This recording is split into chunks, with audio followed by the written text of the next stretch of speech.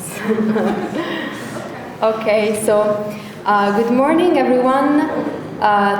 Today's session is going to be in English, so it's easier for everybody to understand. Welcome today here at the beautiful Biblioteca Regionale della Biblioteca Centrale della Regione Siciliana, who is hosting us here today in this beautiful room. The title of today's session is South American Constitutionalism and the Nature's Rights. And as you all know, we started this week talking about ecology and the role of indigenous people from many different points of view.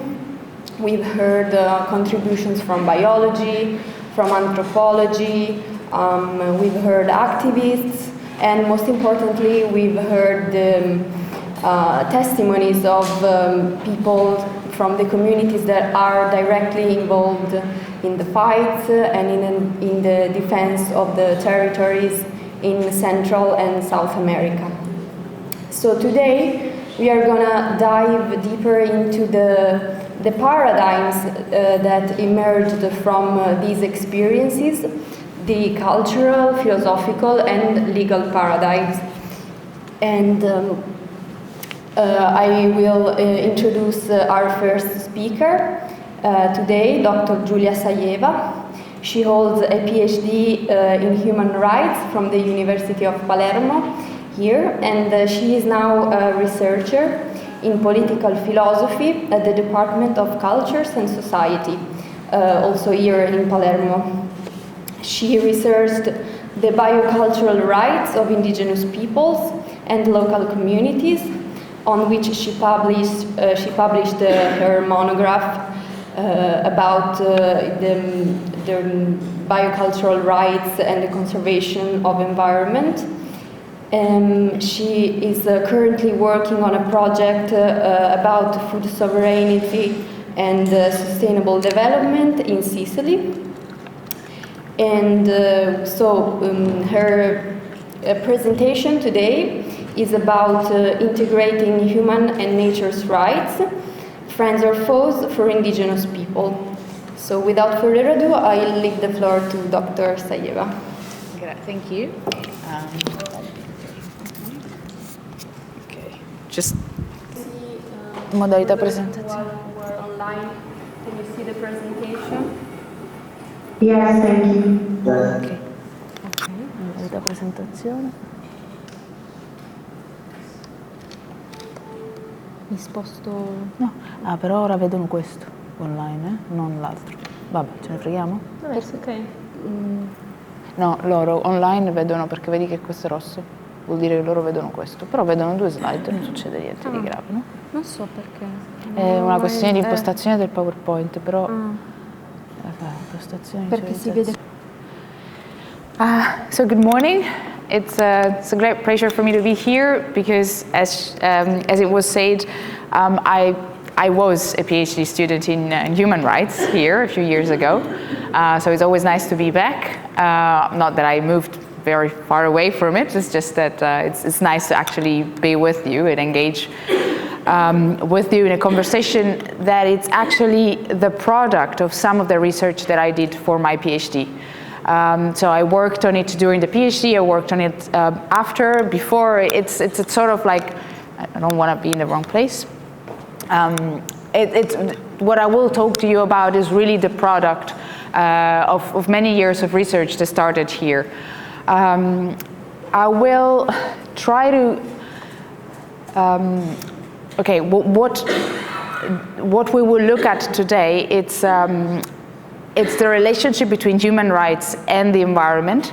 It will be partly quite theoretical, but it does come from practice as well, which is also great for the course in theory and practice, because it does come also from some research that I did in the field, which I will not specifically discuss with you today, because it was not. It was in the south of Africa, so I decided that it was just not the right topic.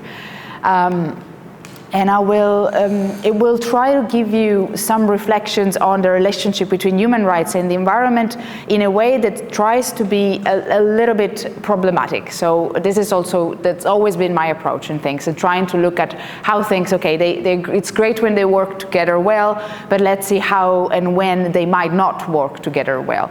So we will look in general at this relationship, and we will look at some situations of conflict that can arise between human rights protection and conservation of the environment, protection of nature. And we will specifically look at one case that regards indigenous peoples and local communities. And from there, we will build this theoretical part to then look at a construct that's being called biocultural rights, which is an emerging set of rights of indigenous peoples and local communities that is emerging from theory but also from practice, because it was proposed originally by an activist and who was also an academic, so who was combining the two things together. And it's also something that is currently growing in literature, but not only in literature, because I don't know whether I mean, I guess many of you have read the the sentence of the Colombian Supreme Court on the Atrato River, which I'm sure you have discussed before, or you will discuss during these days. And in the sentence, the judges mentioned the construct of biocultural rights, not in the final part, so not in the active part, but in the one that reconstructs the theory on the rights of indigenous peoples and local communities. So this is something that is actually entering courtrooms as well, even though there are not at the moment court cases that use it explicitly right until the end. So, and we will look at biocultural rights, and we will look at whether, at some of the challenges that they pose. So how they are an important advancement, but also how problematic in certain cases they might be. So that's always, that's what I find more interesting, trying to find the problems in things. So to be, more, knowing better when you try to apply something, what are the problems that come with it. So just to begin with, I mean, I think this is kind of a statement that you have been really discussing along these days. So human rights and the conservation of the environment and the protection of nature, they do come together. So one needs the other, and the other needs the first. So for sure, the protection of human rights needs the protection of the environment. That's quite the most clear statement that you can do. So of course, you need a healthy environment. You need nature to produce foods, to give you shelter. You need it for rights such as even cultural rights or religious rights, such as, for example, the right to go to a certain natural place that has a sacred value for you. So the environment is essentially is one of the grounds really to begin for any human rights protection to really be truth. And even more if you think about the rights of children or future generations. So there are so many connections that are there that really are just obvious to anyone. But it's also true the other way around. So the protection of the environment needs the protection of human rights. And if you think about some of the topics that you've been discussing in these days, it's obvious that when people don't have the right to talk, the right to protest, the right to be informed about what is happening in a certain place, so what a project is about, what a new development, a new campaign, a new government decision it entails in an environmental for the environment. Well, this is a lack of human rights respect, and this is something that doesn't allow you to say no to something, for example. It doesn't allow you to say, I don't agree with this because it goes against the protection of the environment, because it would harm the environment. So, of course, that protection of human rights is useful for the protection of the environment. And you can think of, you can go into the environmental justice issues, you can You can think about enforcement of environmental laws and the fact that if you're not in a position to ask for the enforcement of environmental laws, well, that is an impossibility to actually ask for the protection of the environment. So the two come together. That's essential, that's clear, and that's really in the mood of what you've been talking about during these days and on what you will continue to talk about. But it's also true that we need to reflect on whether the two might be, in some cases, of course not always, mutually harming, or anyway kind of like being problematic one for the other. So we need to question whether human rights and protection of nature are always going to be, always on a hand in hand, or whether there are situations in which the two may clash. So first of all, in order to understand this, we need to remember that the protection of human rights requires the use of natural resources. This is something that is, we need resources. It's also it's the beginning of the whole of environmental problems, is the fact that we need resources in order for our lives, not just to be, not just to be bad people, but actually for our own survival. So the more human rights you require, well, the more resources, unless you change some of the ways you use it. And even if you change the ways you use resources, I mean, they are necessary. There is a need to use resources. And I think that the idea of the great acceleration really gives an explanation of this. The great acceleration is the name that was given to a group of graphs that was developed in the 50s that represents, that shows a lot of changes that were engaged with, or were done after the end of the Second World War. So in the moment of the boom, there was a moment of increase in the use of water, in the use of all natural resources. And this also was a moment of the increase and the discovery of antibiotics, or the industrial, a jump in industrial jobs, and therefore in the increase of jobs. And all of these, and also the advent of new technologies and pesticides, for example, in agriculture. What this all led to was a decrease in mortality, especially in child mortality, and allowed an increase in the human population. So it did allow for actually many people to live better. Not everyone, not to live well necessarily, but to live better. So a lot of people went out of what is called the extreme poverty. They still are into poverty, but they went out of that, which is showed by the fact that the human population increased. So less people died, more people could survive, less children especially died, more people could survive thanks to medicines, to antibiotics, etc. More people could be fed, maybe not well, maybe not nicely, but they could be fed. So in a certain way, there was an improvement, you see, in sort of the human rights side, even though not completely, even though there is a lot still to be done. But if you think about it, less people die, more human rights are respected in a certain way. But what the great acceleration is at the moment being discussed as the potential beginning of our entrance in the Anthropocene.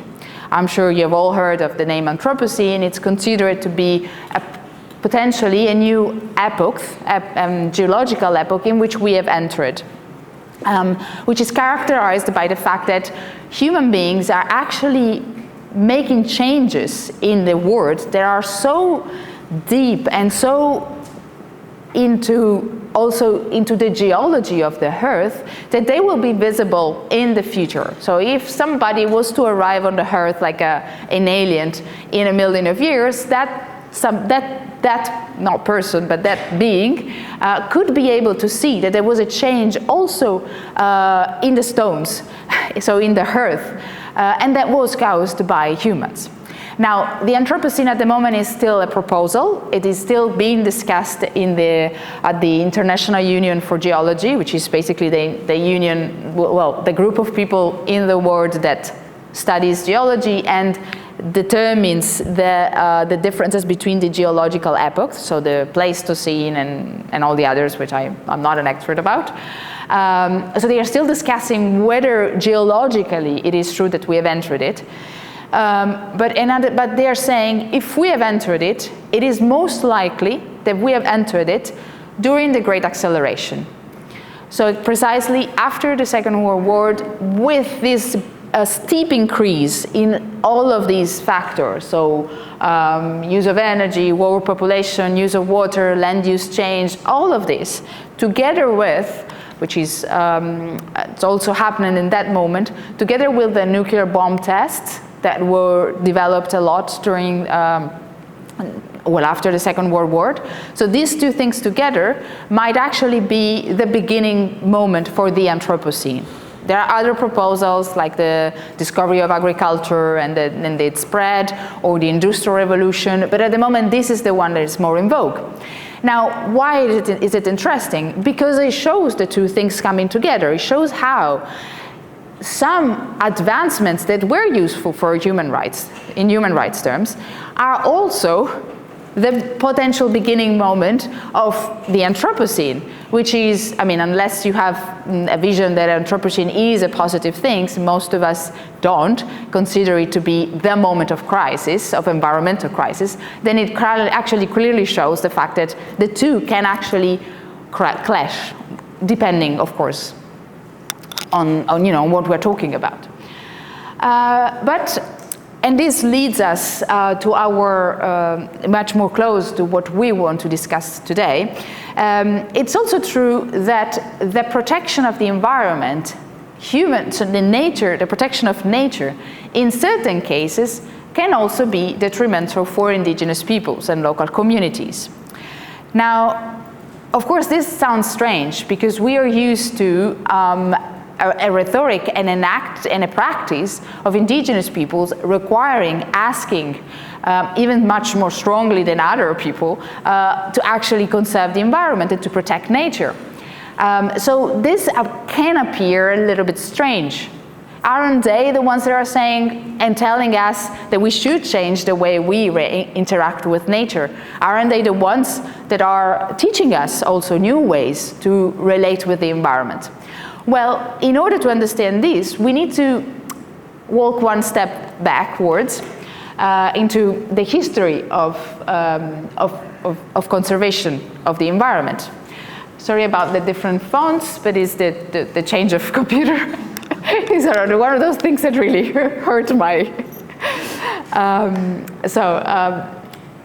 we need to start thinking about when the so-called conservation of the environment began. The conservation of the environment by Western people, so that's an important starting point, began in the colonies. A lot of this began precisely in the colonies because Western colonizers, after sometimes they were in the different parts of the world, started to say, okay, but this place was very nice when we got here. It was very beautiful.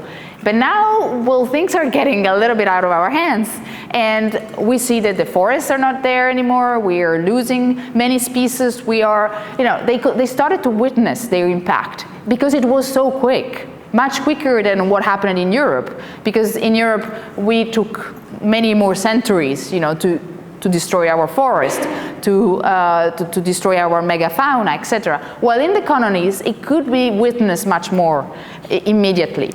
So what happened? Well, they started to say, okay, we actually need to make some changes and to conserve the environment. And the approach that was proposed was very much that of creating certain areas that could be conserved while continuing to act in the same way on the others. And this is the idea of protected areas. This is the idea of national parks that then becomes the idea of national parks. That were called many times it was game reserves or no-use areas. I mean, depending on the difference on the moment. And when they wanted to create a protected area, where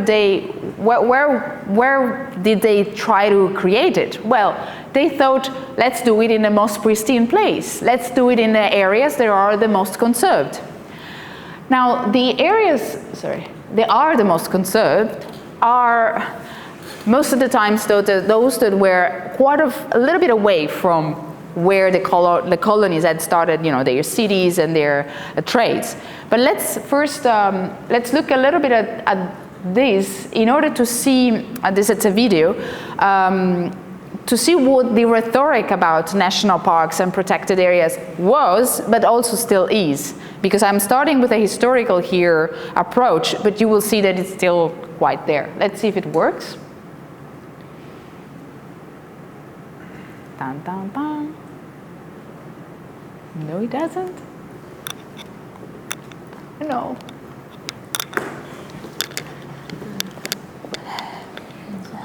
Non ho idea. Ok, forse con questo sì e con questo no. Riproduzione video in corso. In corso, ma dove? Dovrebbe proprio partire da questa finestra. Sì.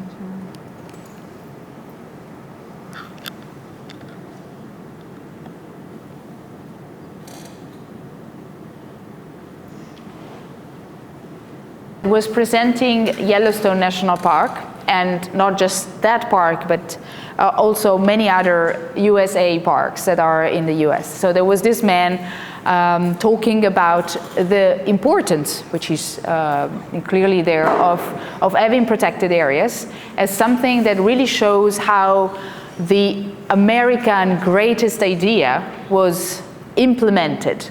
He started with one national park, which was Yellowstone National Park, and then it became, I don't know how many, like hundreds of different national parks in the US, and it spread around the world, because we know that there are protected areas and national parks in the whole world.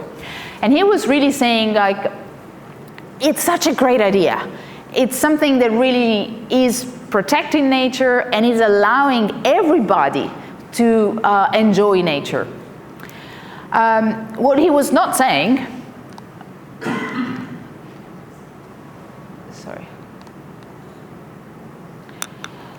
it is also true, the fact that American greatest idea, as he presented it, has spread around the world a lot. So we now have about 15% of the world's land there is within protected areas. And there is, I don't know whether you've read it, but the last EU 2030 biodiversity strategy was calling for a 30% of protected areas in Europe. But what was forgotten in the video, with this very great enthusiasm about protected areas, is the fact that the Yellowstone was created in the land of 7 different indigenous tribes. And the park could not begin its, being open to visitors for about 50 years, because those 50 years were used to actually fight with the military against the indigenous peoples that used to live there and that just wanted to be taken out. Because the idea behind the basic protected area, the classic protected area, is that it's a place where people don't live without man, without, well, humans. Here is a 1964 act that actually defines what a protected area is in the US.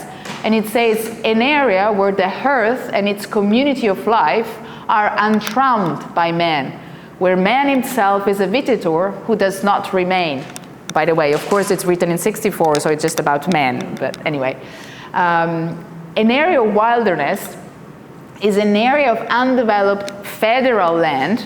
So you see this, in the case of the US, it moves to federal. So there's no recognition of other rights to property, retaining its primeval character without human habitation. So what happened was the fact that the lands that were selected in order to create protected area, most of the times were those where indigenous people lived. Because they were the ones that could live in an area and actually make it look, by a Western look, as pristine. So they perceived it as something that was untouched by humans. Of course, it was not untouched by humans, it was just touched in a different way. There was just a different way of actually relating with nature that was not as visible as how the colonizers, for example, lived.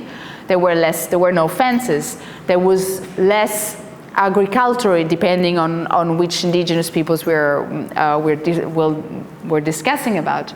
And so those were the lands that were selected, but because of the idea of how a protected area had to be, the people that lived there, even though they were the ones that had kept that place so nicely, were those that had to be, they had to be evicted, they had to be fenced out. Because there was just no understanding of the fact that you could live in an area and actually respect it as it had actually happened for a lot of time.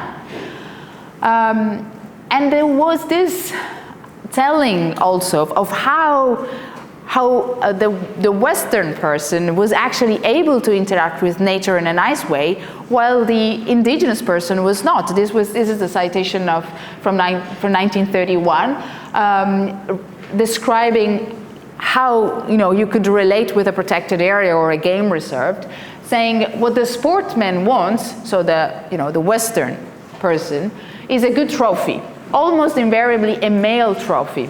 And the getting of that usually satisfies it. So we create game reserves, we create protected areas, and in certain cases we allow for us, for the Western person to hunt, because we know how to hunt. We'll go there, we'll get one trophy, we'll be happy with our male trophy, because it's bigger. The elephant, if it's male, it's a bigger one. The bison, I don't know, it's bigger.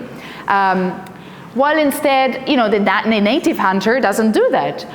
He cares nothing about species or trophies or sex, nor does he hunt for the fun of thing. No, he's not hunting for the fun, but he's hunting for living. But this is actually presented as something negative. I mean, they don't know how to deal with it. We do. We know how to deal with it. We know that we get the trophy, we put it up on our wall, and we're happy about this. The fact that they are living there, well, that's just not how you should relate with the area that you need to preserve.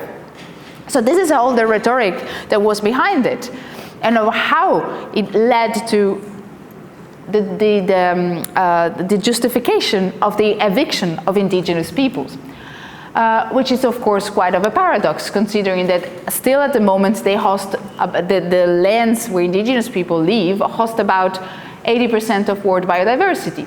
But as I was saying before, the reason it started from the fact that their impact on their lands was less visible. And it was also less visible because of another thing that actually arrived later as a justification to continue to evict indigenous peoples from protected areas or from areas that had to be conserved, which is the idea of commons.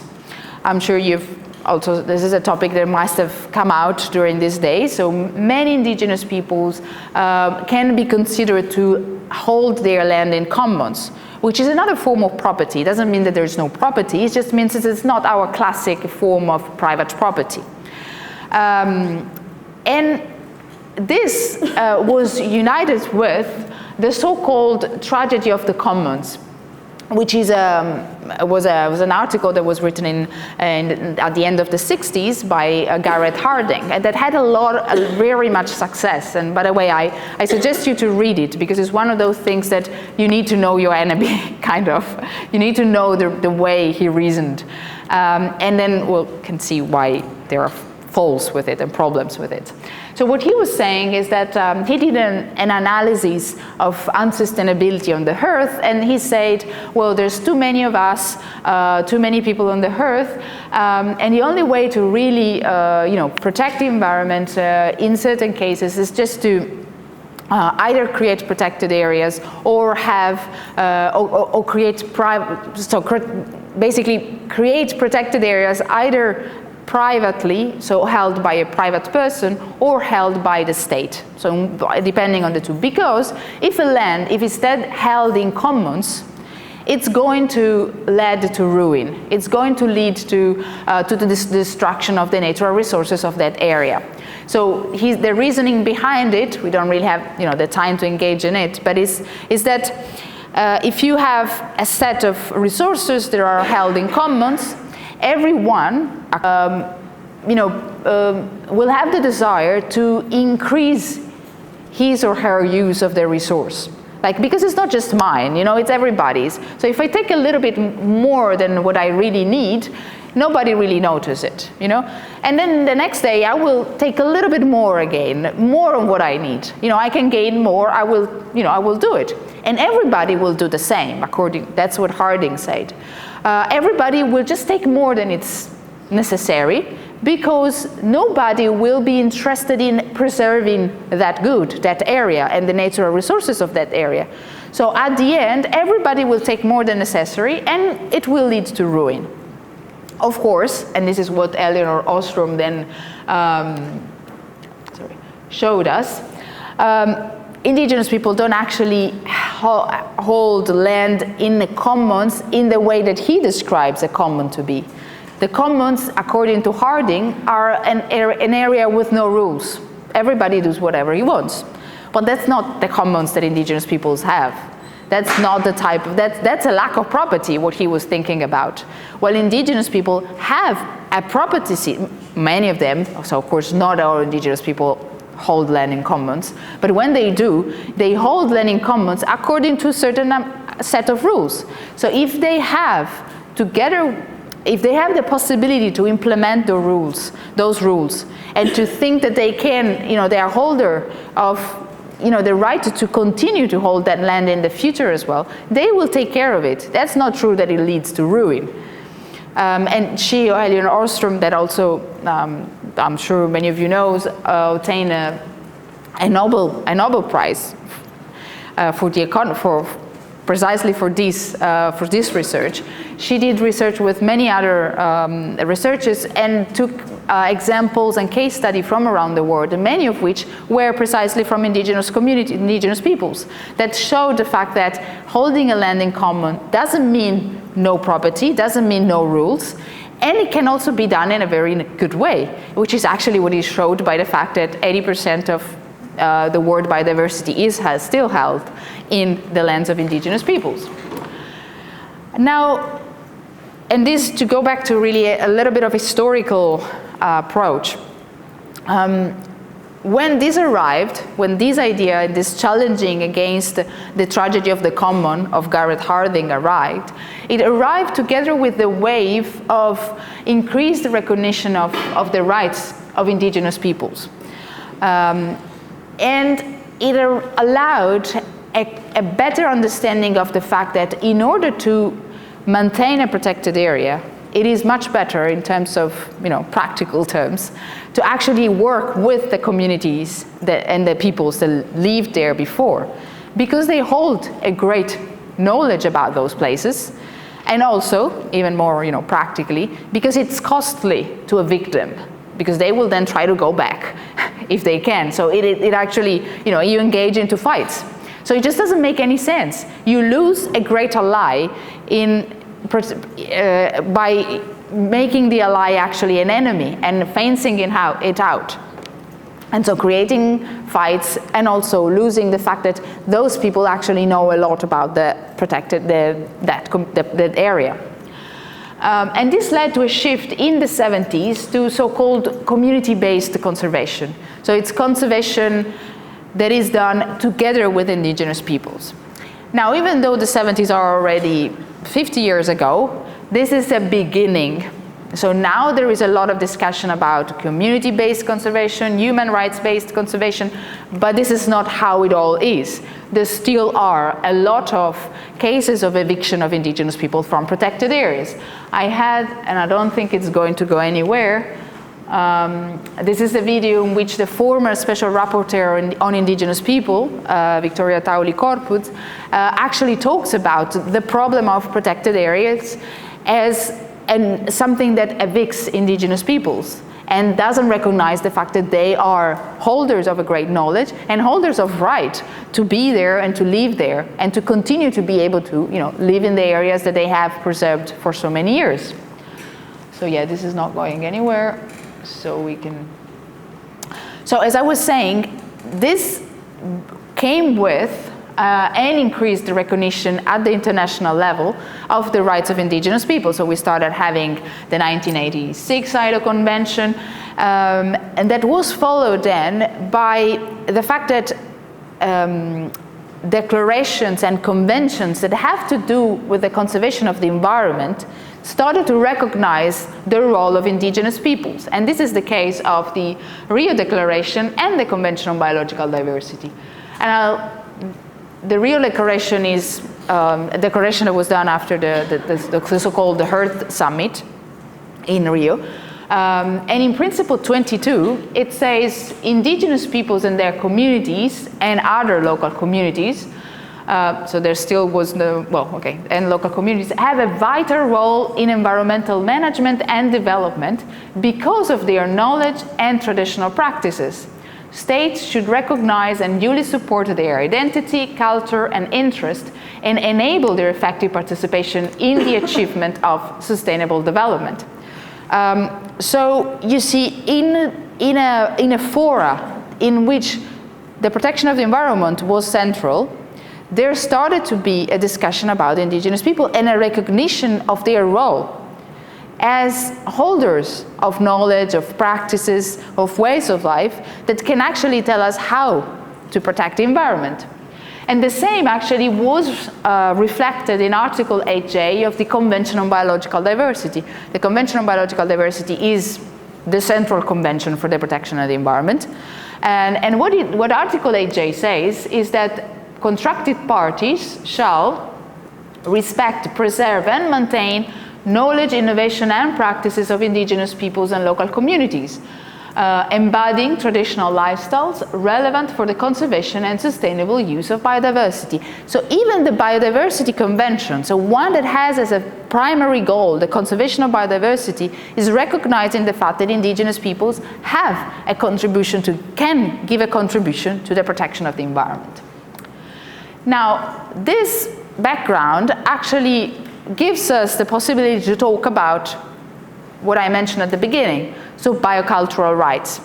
So as I was saying, biocultural rights are a new proposal for a basket of rights that was done about 10 years ago now by 𝘤𝘰𝘷𝘰𝘪𝘵, who was actually the co-founder of an NGO, of a South African NGO, that was working on and with indigenous peoples and local communities on matters that had to do with conservation of the environment. So in all cases in which there were potential clashes or lack of recognition of rights due to protected areas, for example, there were many cases in which they worked on this. And he sent out this proposal and developed it in a book. And as we said before, it's going out. There's a growing literature on it, and it even reached the Colombia Supreme Court, which is, it shows how something from practice, it comes to theory, and then it can actually go again into practice, in a different type of practice, in a courtroom. So what are biocultural rights? So biocultural rights are he said, the product of the confluence of two streams. There was like an imaginary wire that connected on one side the increased recognition of indigenous peoples' rights, so the ILO Convention, the UN Declaration on the Rights of Indigenous Peoples, the fact that also national legislation, even if they are not implemented, there is an increased recognition in the rights, at least in the theory, and that community-based conservation. So that start of actually conservation scientists, so people working to protect the environment, starting to question the protected area model and the fact that that was limited and it was, in clash with the other wire, the indigenous people's rights. And he started by, reading international environmental agreements, in particular the Convention on Biological Diversity, other case laws that were not explicitly talking about biocultural rights, but that could be interpreted as such. And what did he say? He said, biocultural rights are the basket of rights of indigenous peoples and local communities required to secure their stewardship role over the lands and water.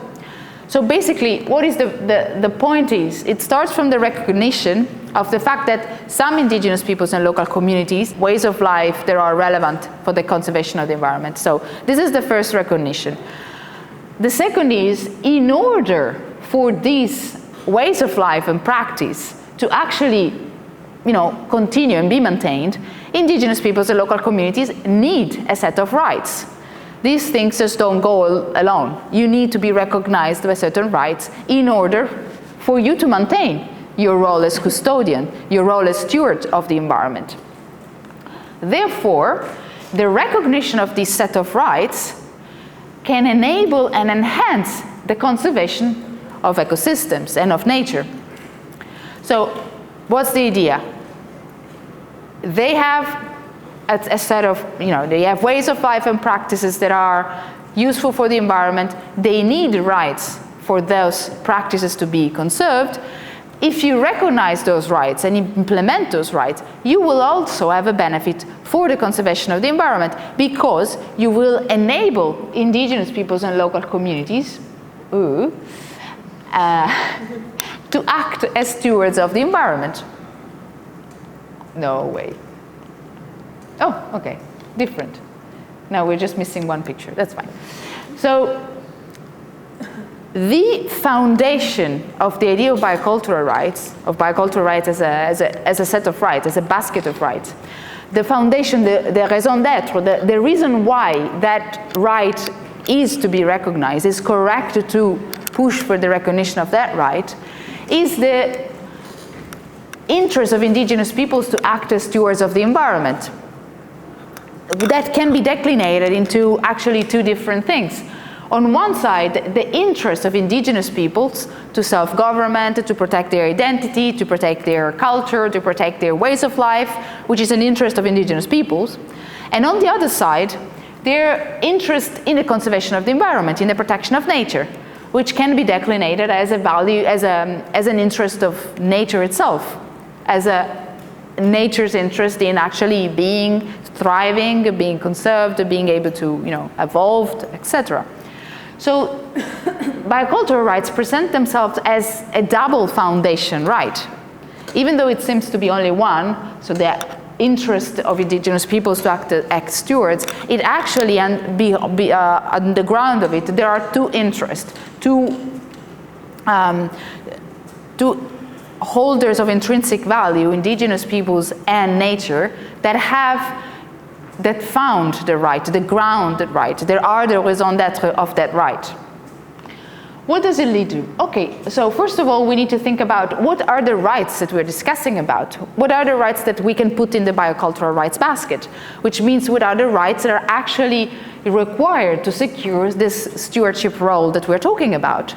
Well, quite obviously, it's the right to land and natural resources, so the right to access to their lands and natural resources, the right to know that they will be able to access them in the future, but also the right to take their own decisions about those lands and natural resources. So to have their own institutions, to have the possibility to implement their rules according to their culture, their religion, their worldviews.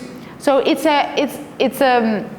actually quite a big set of rights that goes from rights to land and natural resources to self-government and to cultural diversity. So also the ability to contain and maintain your 5 minutes. Your language, your religion, and etc. Plus, of course, the procedural rights that come with it. Now, let's try to disentangle in the last few minutes what the biocultural rights are. So the right holders, indigenous peoples and local communities. The rights included, it's pretty much this, to lands and natural resources, self-government, cultural identity. The duty holders, okay, the most, obviously, you think about the most obvious duty holders, which are states, international organizations, private enterprises, those that actually, take decisions about conservation methods as well. The protected interests are, as we said, they're protected in the interest of indigenous peoples to self-government and to conservation. But we also say that there was another protected interest, which is the conservation of the environment, nature's interest in being protected. So the right holder is also nature, to thrive, to exist, to continue to be. How do we get to the conservation of the environment? Well, we say that if we protect those rights, then we get to the conservation of the environment. That's our reasoning. They have certain ways of life, we recognize their rights, therefore this leads to the protection of the environment. But we need to be very, very careful here. We don't have to fall for the noble savage myth, which is, we don't have the time to go into it, but there's quite a lot of literature actually saying that the idea of the noble savage comes from a very simplistically, very racist idea of indigenous peoples, describing them as naturally, necessarily, somehow, we don't know, genetically or what, linked to having to behave in a certain way. You know, they are, and that's why it's the noble savage. It's the tale of the savage. If you read Rousseau, I mean, that's where it comes from. It's this idea, he doesn't talk about noble savage, but he describes, you know, these savages that live in idle and in a great relationship with nature.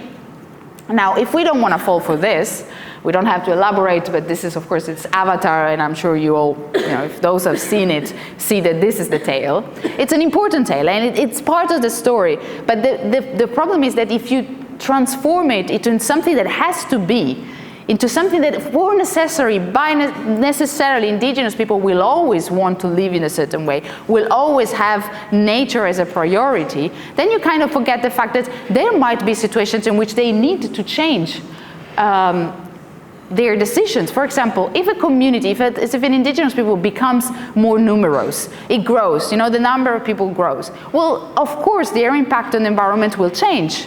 They will be more impactful than they were before. Or maybe they will decide to use their self-government, their self-determination to change the way they're, you know, relating with the environment.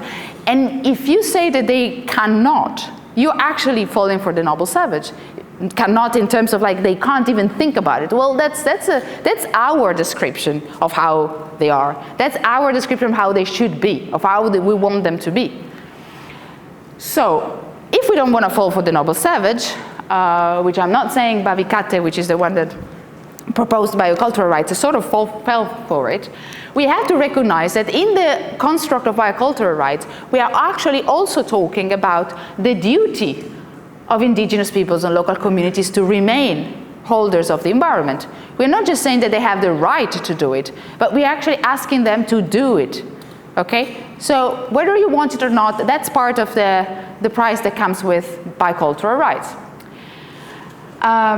So the implementation of biocultural rights becomes something that has to go through not just the duties of states, of international organizations, but also of indigenous peoples. So the rights that are recognized in the biocultural rights basket are rights that come with a responsibility, that come with a price to pay, which is the price to remain sustainable. Now, at the beginning, the biocultural rights were, you know, they were welcomed. Sorry, I'm just gonna go a little bit more quickly if it allows me to.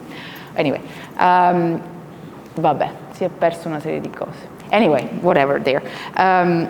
They were welcome. Biocultural rights at the beginning were very much welcomed, also in the indigenous peoples fora. I mean, they were great. We did this, they combined together our interest for nature and our interest for, you know, in itself, the government, you know, to land, etc. But the point is that after a while, they themselves recognized the fact that what biocultural rights required them was to transform their rights to be rights with limitations, you know, with having to be, you have to be a steward of the environment in order to hold biocultural rights, and you have to remain a steward of the environment in order to hold biocultural rights. Now, this led to actually quite of a strong opposition to the idea of biocultural rights. Which I think it's like throwing out the baby with the bathwater. There's no point, because you can actually use the idea of biocultural rights by making explicit the fact that they come with the responsibility to protect the environment, and saying that indigenous people's rights. Indigenous peoples have been fighting for indigenous people's rights. There are those recognized in the UN Declaration for the Rights of Indigenous Peoples, for example. They don't come with environmental responsibilities. They come with environmental rights. The UN Declaration of Indigenous Peoples recognizes the fact that nature is necessary for indigenous peoples, but doesn't actually require indigenous peoples to be, you know, to conserve the environment. It's not limiting their rights to something that has to do with nature. It's not forcing them to behave in that way. Those are rights that are human rights. They're not conditional environmental questions, while instead biocultural rights are. So the point is that biocultural rights can be used in those situations in which indigenous people's rights are denied. So they are sort of like a second best tool. They can be used only in those situations in which, for example, an indigenous people is denied its indigenous status. And there are many cases in which it actually happens. You're denied your indigenous status, so you're considered a not holder of indigenous people's rights. Well, this is a case in which if you really can't go that road of the indigenous people's rights, you could try to use the biocultural rights card, especially if you are, for example, within a protected area. So you need intrinsically to balance the interest in the conservation of nature and the interest of indigenous peoples. That is a situation in which it is hard. The clash between the two, it's actually quite evident. So the construct of biocultural rights can help to find a balance between the two and help an indigenous community to fight for the recognition of its rights. If on the other side there is a state that says, oh, I have to conserve the protected area. And then they could say, okay, well, but we want to be stewards. We want to work with you for it. But it's a decision. In the case of indigenous people, it needs to be a decision. You want to go the road of indigenous people's rights, you want to go the road of biocultural rights. And then here I conclude. It also would require us a reflection on the difference between indigenous peoples and local communities, because so far I've been talking about the two together, but they're actually very different actors in international law, subjects in international law. Indigenous peoples have indigenous rights. Local communities are still a very blurry concept, which is being recognized as certain rights, such as, for example, the UN Declaration on the Rights of Peasants and other people working in rural areas, but that is intrinsically connected to the environment. Those rights are still actually quite environmentally conditional. So in that case, biocultural rights can still be very much useful. While in the case of indigenous peoples, always remember that it's a second best option that comes with a price to pay, the conservation of the environment. And here I conclude, because I know I went beyond the 5 minutes. Sorry.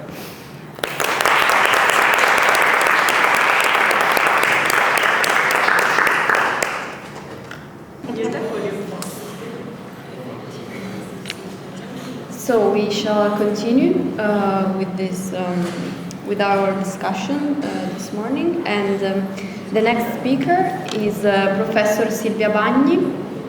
She is currently Associate Professor of Comparative Public Law at the University of Bologna, and her research interests include constitutional justice, Latin American constitutionalism, ecological law, and she was also co-founder of the Centro Studi sull'America Latina, also in Bologna, in the Department of Political and Social Sciences. She has many publications on the topic that we are discussing today, among which I'd like to mention a book she edited about environmental constitutionalism in the Anthropocene, and also another book on Latino America, Viaggio nel costituzionalismo comparato, dalla Patagonia al Rio Grande. I'll leave the floor to Professor Bagni. I'm going to share the presentation.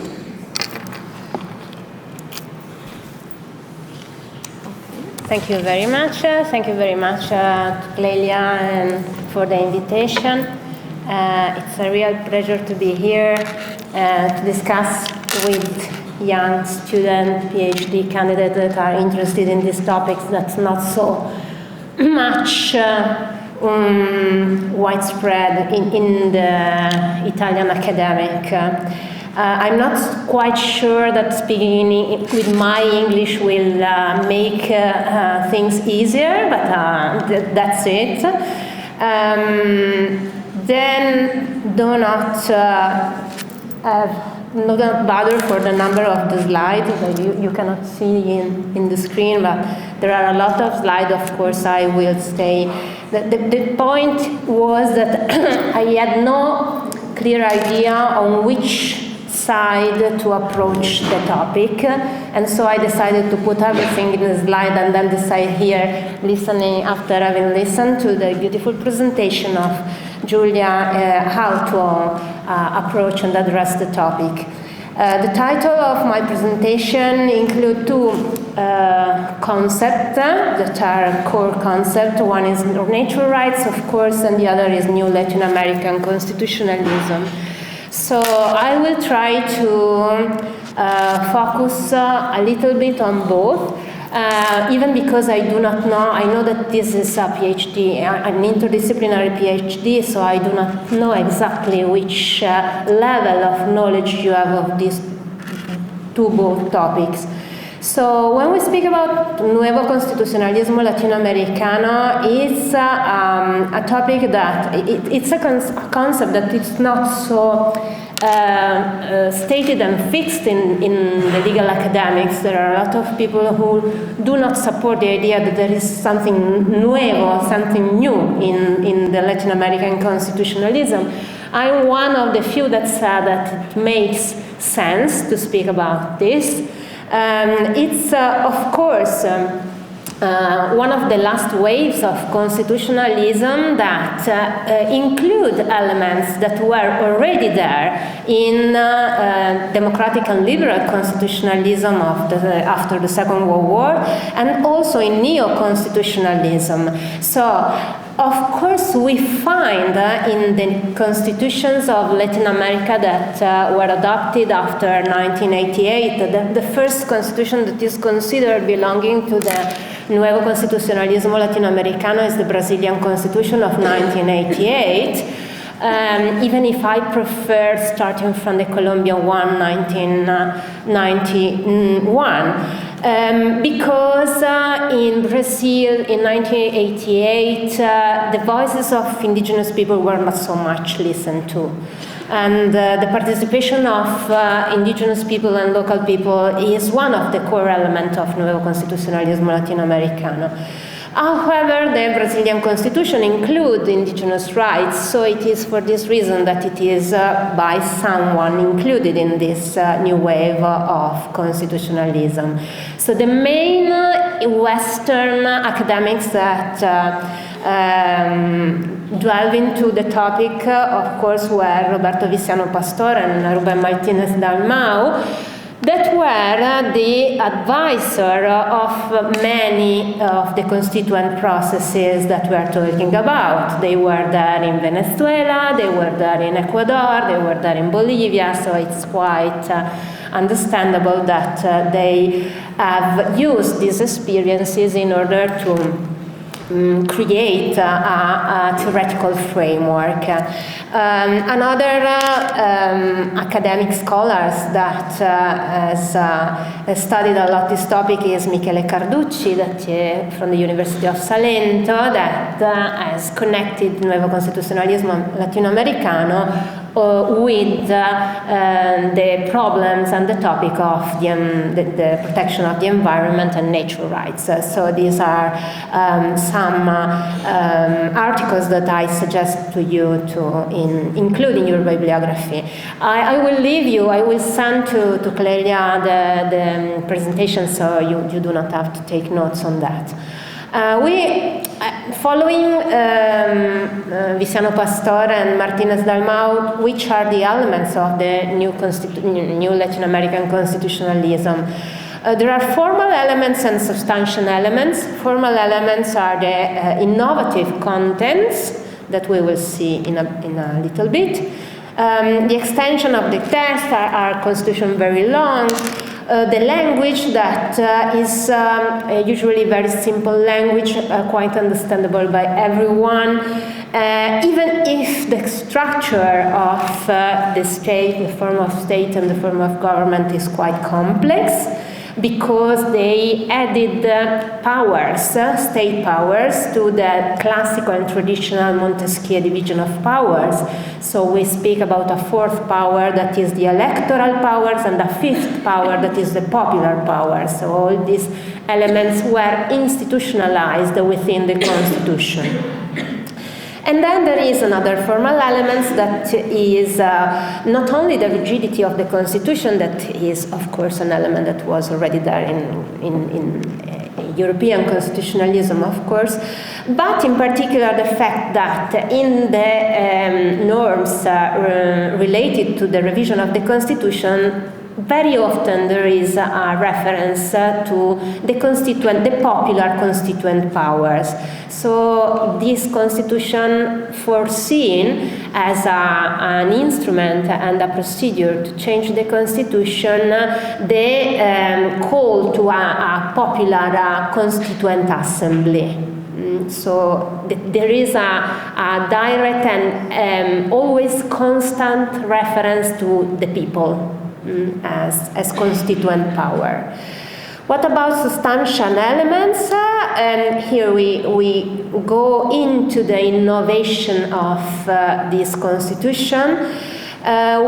Two main principles that are really new within these constitutions are interculturality and plurinationality. In particular, Ecuador and Bolivia describe themselves as intercultural and plurinational state in both in Article 1 of the Constitution.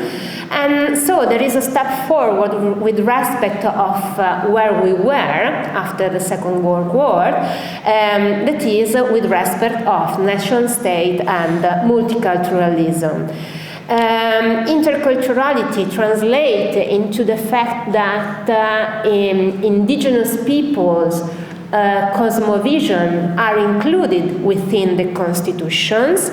This means that the Constitution makes references to these cosmovisions, that these principles are not indicated only as indigenous people principles and values, but became common values of all the nationalities of the state.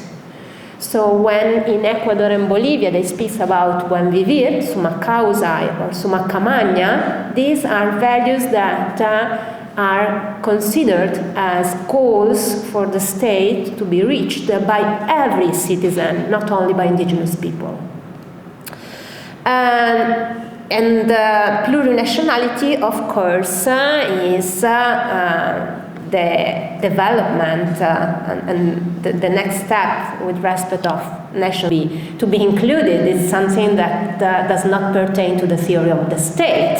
So it was something very strange even for them as constitutional professor. And of course it was the idea of plurinationality belonged together with interculturality to the fight of indigenous people for the recognition of their identity during the constituent processes. Another element is popular participation. Of course, we have also we have in the Western legal tradition direct democracy, but here in this constitution, participation and direct democracy is led towards another level.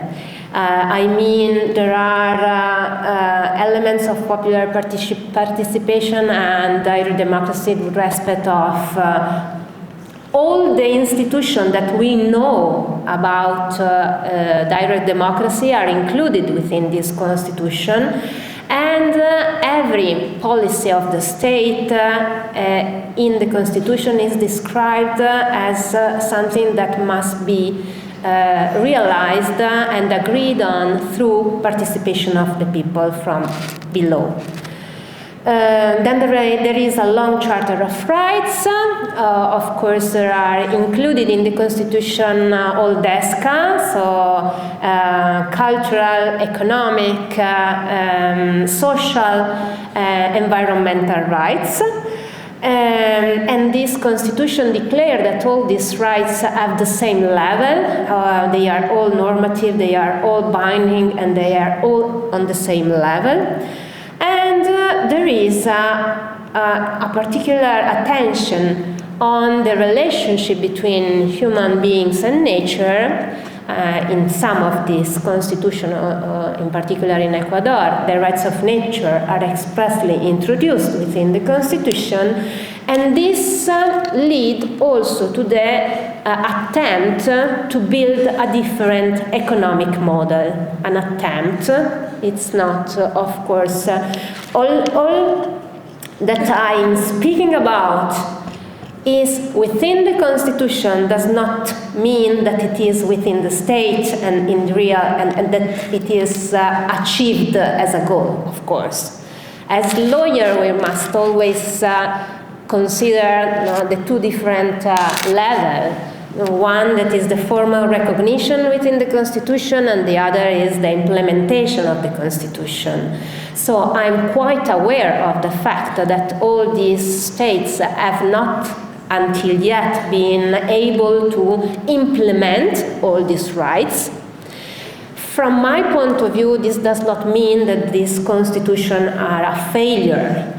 First of all, because if we think about our Italian constitution, there are at least half of the constitution is not still implemented, and our constitution has come back to 1946 and 48, sorry. And so this constitution we speak about are 12 years old. It's a very short time from a political perspective in order to be able from the Western side to criticize them for not having implemented this goal. And of course there is an economic and social context that is an obstacle to the realization of this. This state cannot survive. We cannot consider these states alone as states that are autonomous, that cannot, obviously they cannot live without international relationship with other states and with the community, the international community that does not share exactly the same values that this constitution have tried to introduce, of course. Moreover, Nuevo Constitucionalismo Latinoamericano is a theoretical, it's a construction that comes from below and not from above, like neo-constitutionalism. Neo-constitutionalism is the interpretation of the Constitution by judges that we have seen after the Second World Wars. And so it's something that is mainly theoretical, that we from the academic have created as a framework. Instead, this new wave of constitutionalism comes from claims that were in the street, that were asked for in the streets by social movement, by indigenous people, by vulnerable people, vulnerable classes such as female in these states and so on. So this is why there is this permanent relation in this new Latin American constitutionalism with the popular constituent powers.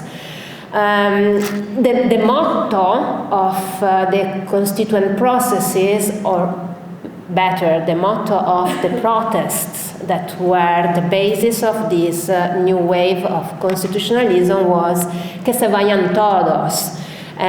So it was an historical moment of great contrast of people and their social issues against political powers that had been in power for long decades in South America.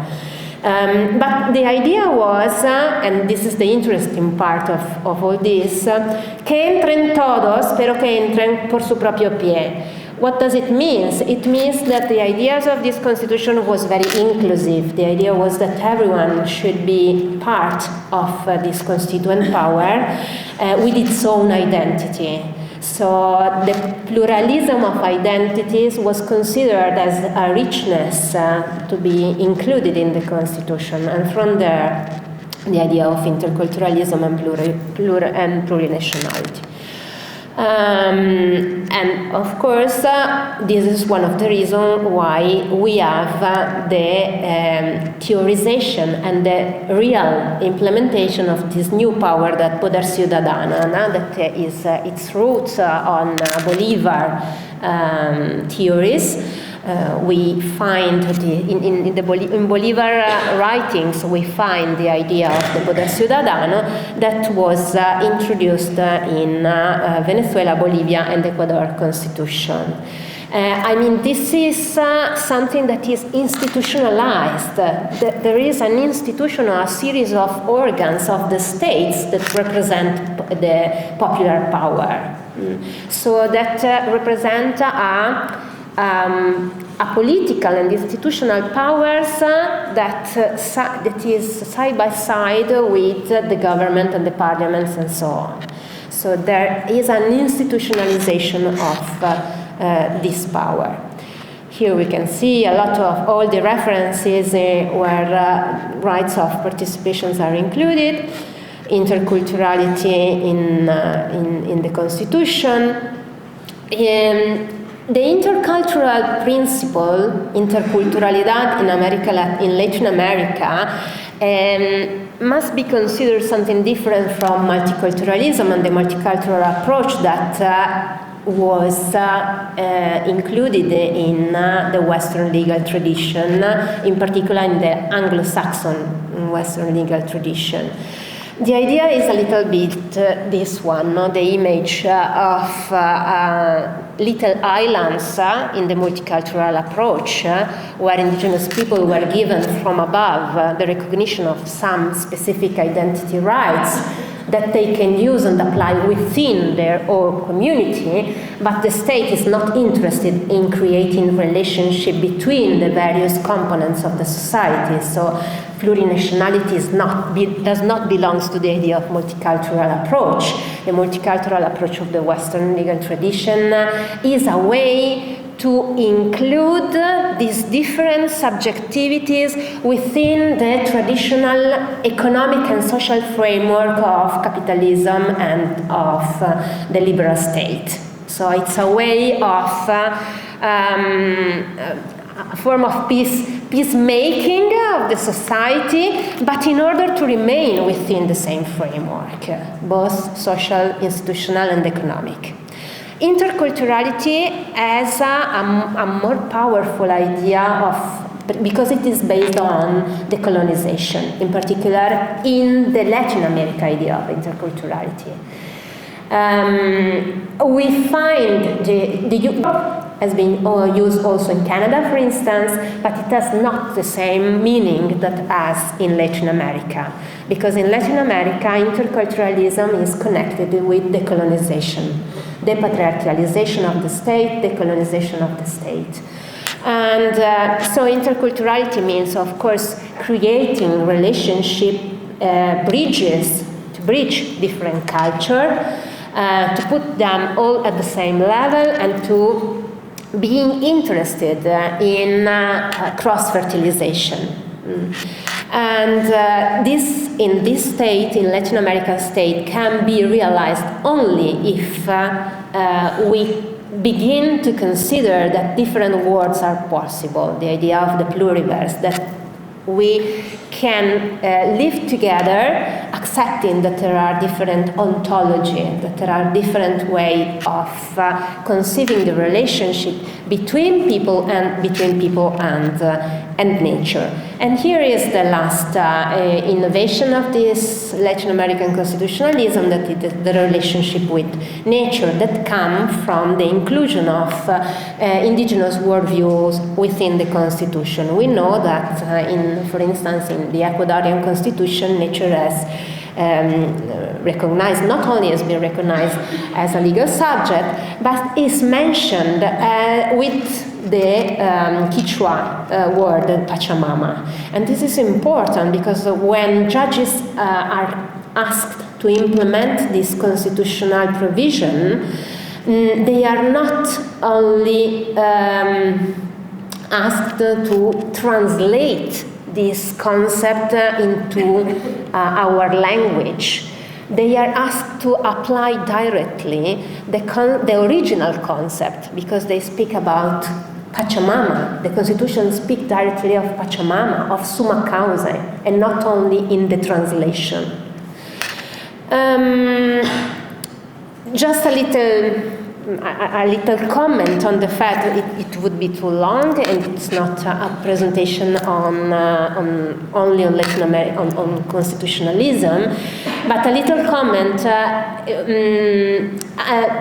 Scholarship has begun to speak about a new wave of constitutionalism with the Latin American experiences.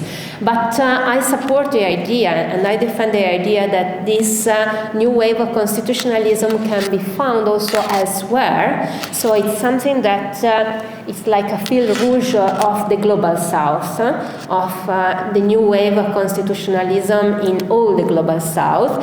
And we can find the same elements that we have addressed now, also in Africa, for instance, but also in Asia. In Africa, in particular, one of the most known experiences is the Ubuntu with South Africa, but also in other countries. And we can see also, have a look also at the Asian continent and at the inclusion within the legal tradition, into the legal tradition of concept coming from ethics and religion. So traditional concept coming from ethics and tradition that influence the interpretation of the state law. So we entered into the legal pluralism topic, of course. Teaching from Buddha, teaching from Mahatma Gandhi, so on. These are all other elements. But for our topic is also relevant the fact that we can find in this new and old relationship between a different approach with nature and the environment and social and economic issues within the Western legal tradition and within the Christian religion, with the last encyclic of Pope Francis, not only the Laudato Si, but also the All Brothers, that Pope Francis' mandate has been focused on the relationship between social and economic issues and the protection of the environment. And in the Laudato Si, we find a call for a deep ecological conversion. And in the encyclic, Pope Francis addresses himself to all the world, not only to Christians, because he is aware of the fact that these are topics that affect all the people of the world, that must be addressed together. So are really global issues. So this is the first part about constitutionalism. Then the second part should have been dedicated to rights of nature. And the idea of rights of nature, I imagine that in the past days you have already entered into this concept of rights of nature. I pick up a specific passage of Giulia's presentation when she has underlined the possibility of conflict between indigenous rights and environmental rights. And so one of the main criticisms to the idea of rights of nature is the fact that they introduce new subjects of rights, new legal subjects, and if we stop to this, so if we really understand, if we really understand only rights of nature as a multiplier of legal subjects, we arrive inevitably to a clash of rights, of subjective rights, human rights from one side and nature rights from the other. And so the problem becomes how to solve this conflict of rights.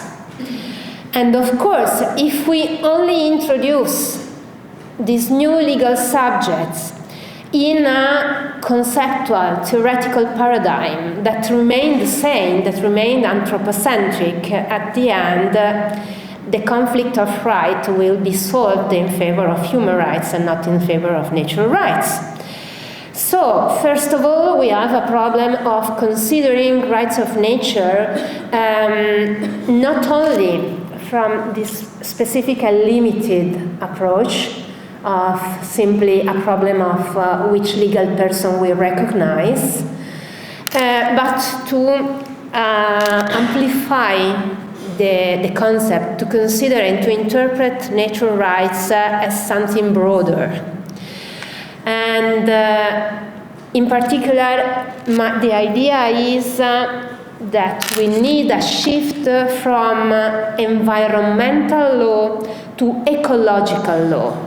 And so we need to interpret natural rights as ecological rights, as ecological part of and a particular expression of an ecological law that asks for a shift of legal paradigm from anthropocentric to ecocentric.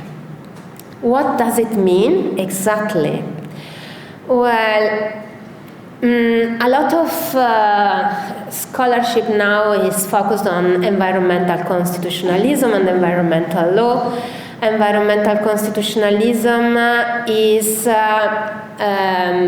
based on the idea that the environment is entered into a lot of most of the constitutions of the world, and is now a subject that is considered within the constitution as a value. Sometimes as a specific right, sometimes as a value, or as a duty for the state. And well, there are a lot of studies that have been tried to build model of environmental constitutionalism. This specific scheme is like the abstract of one of the last book of Domenico Amirante, where he supports this specific idea. So he studies all the constitution of the world from a synchronic point of view and from a diachronic point of view, trying to analyze how the environment has been included within the constitution and with which scope has been included. To shift to from an anthropocentric paradigm to a biocentric or like rights of nature or ecocentric legal paradigm. Most of scholars says that we can cope with simply by implementing well all the environmental law that we have. We live in Europe, we have a very huge set of environmental rules that assure the best level of environmental protection in the world.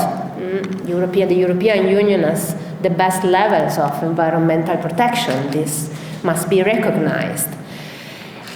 However, we are still facing an ecological and climate crisis. In my view, for a lot of reasons that I have not time to explain now, we need a shift of paradigm. It is not sufficient only to implement what we have, it is not sufficient to remain in the environmental legal paradigm. We need a shift of legal paradigm. We need a transformative change. And these expressions are included also nowadays in a lot of international reports. For instance, the last IPBES report, that the international organism that help measuring the implementation of the International Convention on Biological Rights, on biological diversity. The last report says, use exactly these words. We need a transformative change. And the theory of change that has been included in the new strategy of biodiversity from 2030 to 2050 is based on the idea of rights of nature, on living in harmony with nature. And so we need a shift of paradigm. Well, here there is something that I must skip, the origins of rights of nature. Why we need to understand the rights of nature in a broader sense and from an ecological perspective. Let's start from the word nature. Nature is not a scientific word. In ecology, you do not use nature as a specific part to describe all the elements that represent our Earth. In ecology, you speak of organism, of population, species, ecosystems, environment, biome, but not of nature. What does it mean, nature? Nature is a cultural concept. The IPBES report says nature embodies different concepts for different people, including biodiversity, ecosystems, Mother Earth, systems of life, and so on. When we translate Pachamama, are we sure that the correct translation is Mother Earth, Mother Nature? How can we translate it? And moreover, there are a lot of indigenous people that do not use the word nature. They have not these words. Nature is a cultural word. We have introduced this word. We, from the Western legal tradition, the Western culture, in order to translate a concept that maybe we do not really understand well. And usually, very often when we speak about indigenous principle, about nation, and we try to describe the relationship that indigenous people have with nature, we speak about cosmovisions, about worldviews. In the anthropology of nature by the Scola, this specific understanding has been criticized. The Scola in anthropology of nature speaks not of ontology, of cosmovision, but of ontology. These are ontologies. What does it mean? Which is the difference? A cosmovision is a specific interpretation of the words. It implies the existence of one reality that is interpreted from different way by different peoples. So this point of view implies the existence of a correct interpretation of the reality that usually is the Western one. So there is a strong risk of ethnocentric bias if we consider them as cosmovisions. Instead, we consider them as ontology. Ontology, the idea is the studies of properties of reality, and so goes from identities to real structures. So the idea is that there are many realities, and here again, interculturality, plurinationality. We must consider that there are many realities that live together. And so when we consider for instance, animistic reality ontologies that indigenous people have, they do not simply consider it as an interpretation of the reality. They are really, what they meant for them, it really exists. It's not something that is metaphorical. Saying that mountains and rivers are alive, it's not a metaphor, it's reality for them. And the same for totemism societies, of course. So we consider these different ontologies, and as Western people, we are in the ones that the scholar call naturalism. Our ontology is an ontology that is based on a dualistic conception between nature and human being. What does it mean for our ontology? There is a similar corporality between man, human beings, and natural elements, in the sense that we recognize, based on science, that we are made with the same materials, with the same chemical elements, but there are a different interiority. And this dualism, of course, has come and has appeared in the Western world with mechanicism, with the scientific method, with the Renaissance, and so on, and is still there today. However, in our past, we lived in a different ontology. Before the great division and the dualism between natural element and human beings, there were a different approach with nature. And the really important thing is that in other branches of science, even in the Western culture, nowadays we can see that our other sciences have arrived at a new idea of monism between human being and nature. Quantum physics, relativistic physics, the thinking of the systemic thinking, and the complex, the theory of these studies, all these sciences, has demonstrated that the dualistic ontology does not correspond even to our Western idea of science. So this is a way of introducing a new ontology for the Western culture that is not based necessarily on imitation of indigenous worldview. Of course, in the Western world, we cannot imagine to simply imitate the indigenous ontology of Latin America or the global South. This, from our point of view, from our culture, is seen as exotic, as something that would not fit our idea.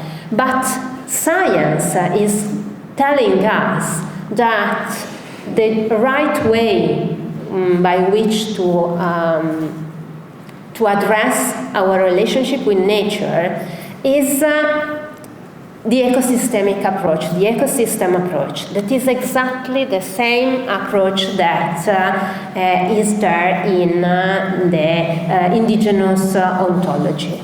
So the ecosystem approach that is already included in the documents of the Convention on Biological Diversity, that is already included in a lot of scientific framework. For instance, the One Health approach in medicine is based on this approach. Ask us to consider the ecosystem approach as the new paradigm on which to base our relationship with nature. And why, from the legal point of view, we must not, if physics, mathematics, medicine have been moved forward to this approach, why the legal system should not recognize that this approach must be the one to be used in order to rule and to discipline our relationship with the environment and with nature.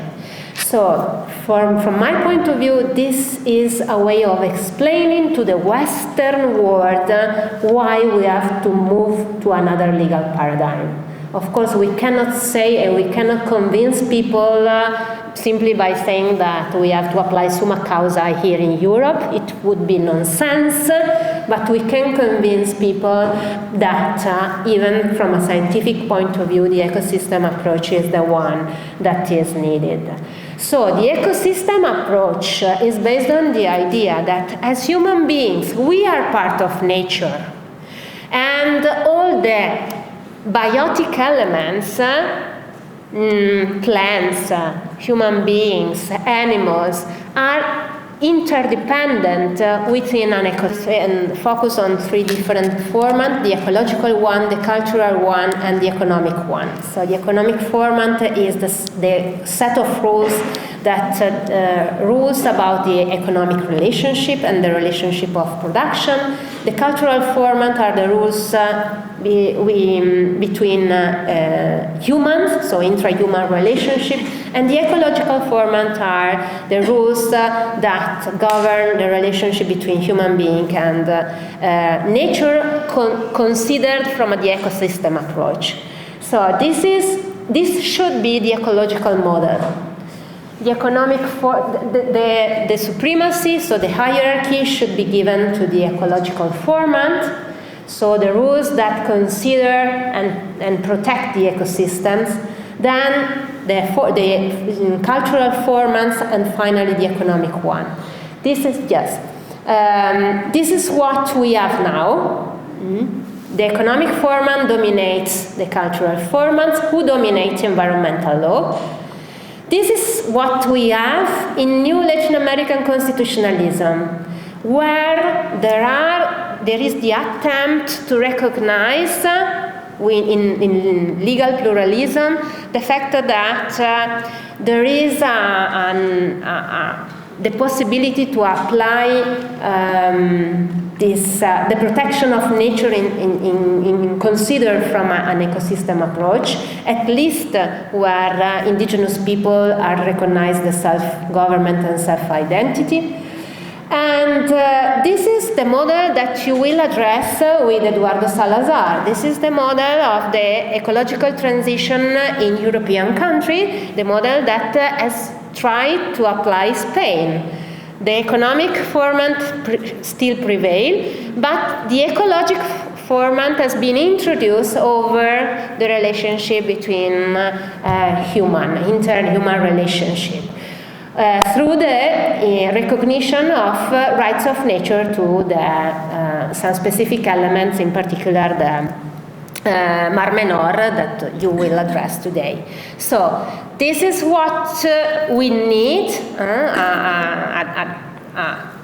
This is a modelization of how the legal system, our legal system, could be modified in order to implement and include this different approach in order to discipline and rules the relationship with human beings and nature from a sustainable point of view. Thank you very much.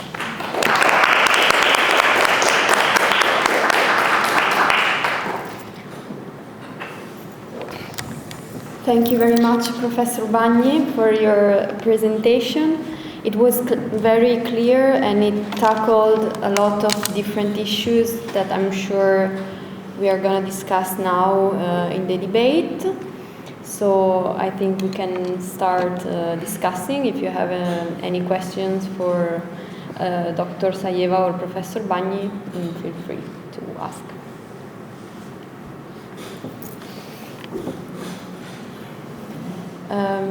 I don't.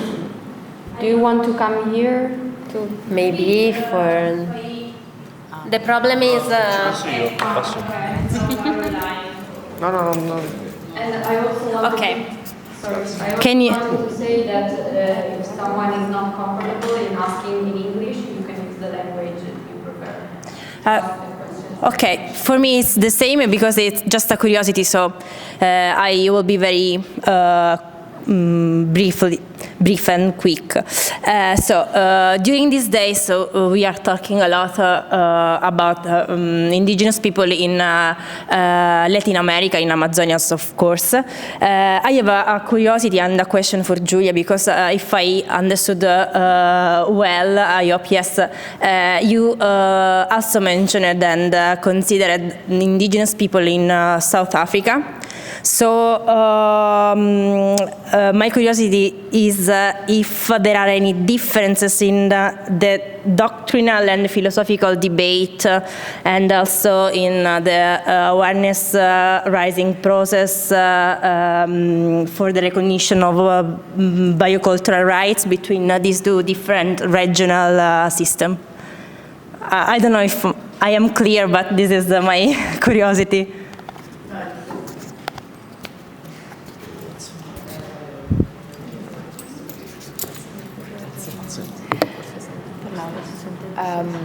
Thank you. That's quite of a question. But my, which I don't have,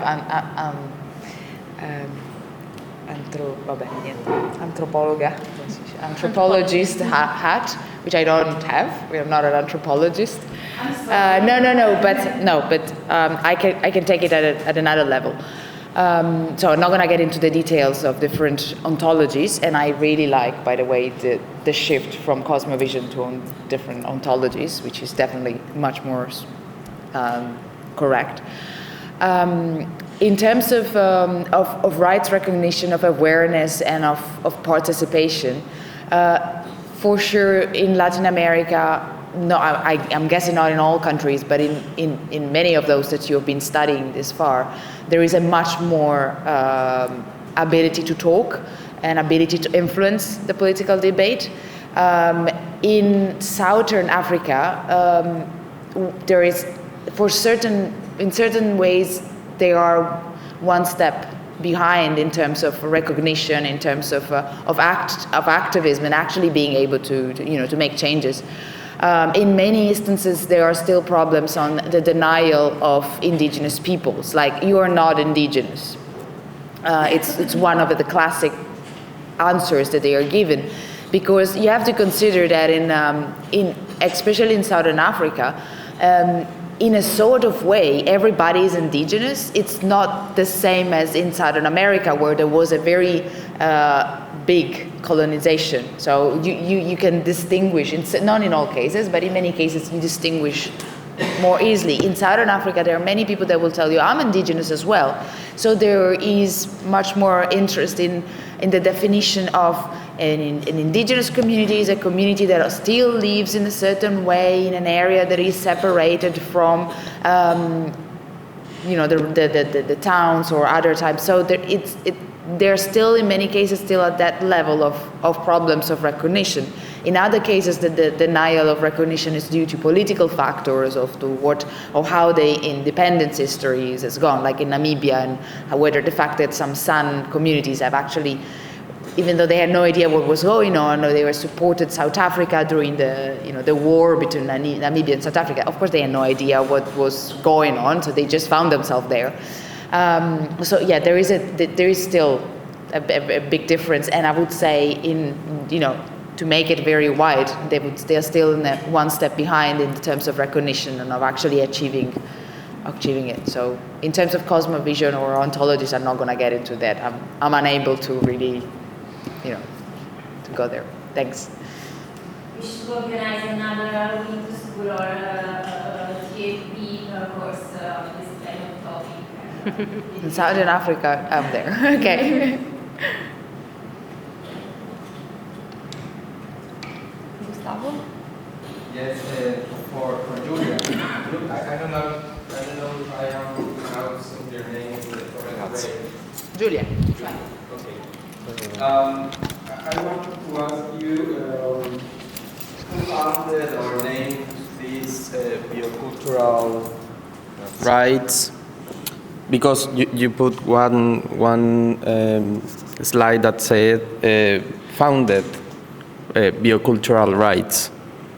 Yeah. You have one slide. Yes. Okay. So I wanted to ask you that because for me it seems like this idea, it's like an Occidental hegemonic point of view, because my perception is that the accent is in the protection of environment using the knowledge of indigenous people. It seems like we are seeing them like, I don't know how to say it, like means and not like ends, maybe. I don't know if I'm right, please. I want to clear this. Thank you.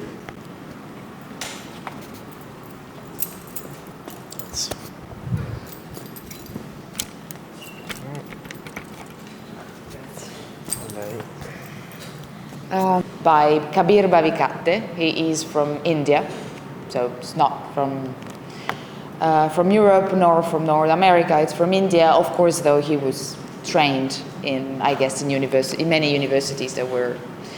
The word foundation that you found there, it's the foundations in terms of rights. So when you study rights from a so-called interest theory approach, so I'm here, this is getting into the legal theory point, it's the so-called the foundations of a right are the raison d'être, the reason why a right is considered to be having to be recognized. So the justifications, that's probably the best word, the easiest to catch. The justification of a right are the foundations of a right, okay? So the word foundation was there making reference to this and not to the fact that 𝘰𝘰𝘰𝘵 founded them. 𝘰𝘰𝘰𝘰 elaborated them, interpreting international law, international court cases. And so I think you really got the point there, because here it's not about 𝘰𝘰𝘰𝘰, but it's about the Convention on Biological Diversity and the Rio Declaration and these type of things. These are international conventions whose aim is the conservation of the environment. That's how they begin. Of course, and they are agreements between states that are, in most cases, pushed. They do have what you would call a Western approach. This is the classic international environmental law. This is definitely the classic one. Now, and in the Convention on Biological Diversity, that's where you find the first recognition, and actually a binding recognition of the fact that indigenous people have worldviews that are, and here you say, useful for environment. And you're right, the means to an end. It's a correct interpretation of the original Convention on Biological Diversity. This is it. It's the means to an end. Now, however, we do have to say that the Convention on Biological Diversity, while it started as a more classic European or fueled convention, at the moment is a fora where a lot of South African or African or South American, Latin American states are actually able to discuss. So, I mean, depending on how you look at it, there are lots of advancements. The text of the convention is from 1992, so a lot of time has passed and a lot of things have changed, starting from example for the fact that the convention makes reference to indigenous and local communities, while instead, thanks to the pressure of many indigenous representatives at the Convention on Biological Diversity, now they they make reference to indigenous peoples and local communities. So there has been quite of an improvement there. Now, however, moving to the construct of biocultural rights, it's true that's where it starts from, but it's also true that it starts from people that have actually been working with indigenous communities and indigenous peoples and local communities, and have seen how they've been framing their calls. And the fact that the peoples they've been working with, a lot of them have been framing their claims in terms of, I want to be a steward of the environment.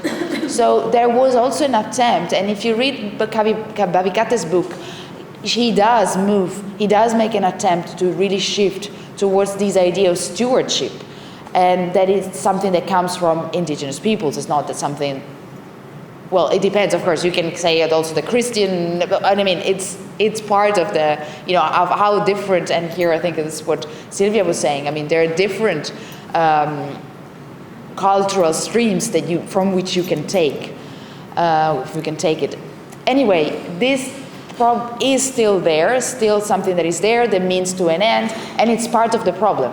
It's part of the reason why then indigenous people says, you know what, we don't want to use biocultural rights. We consider them to be, almost, dangerous, because we have indigenous rights that don't have this means to an end approach. So, yes, that's you did get a point, definitely, and yeah, thanks.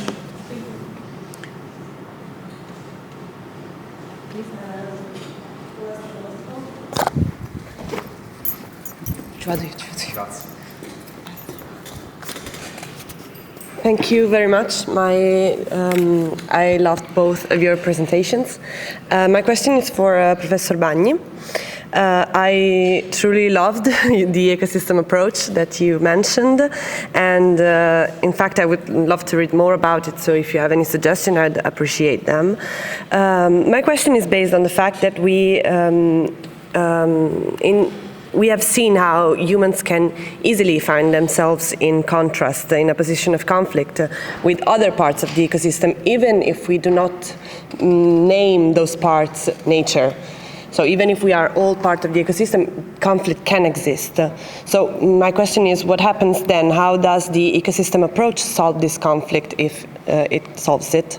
And just to be specific, I'm not talking about when economical rights are faced with natural rights, because I believe that in the 4-month system that you mentioned at the end, we can see a superposition of the natural, the ecological 4-month on the economic one.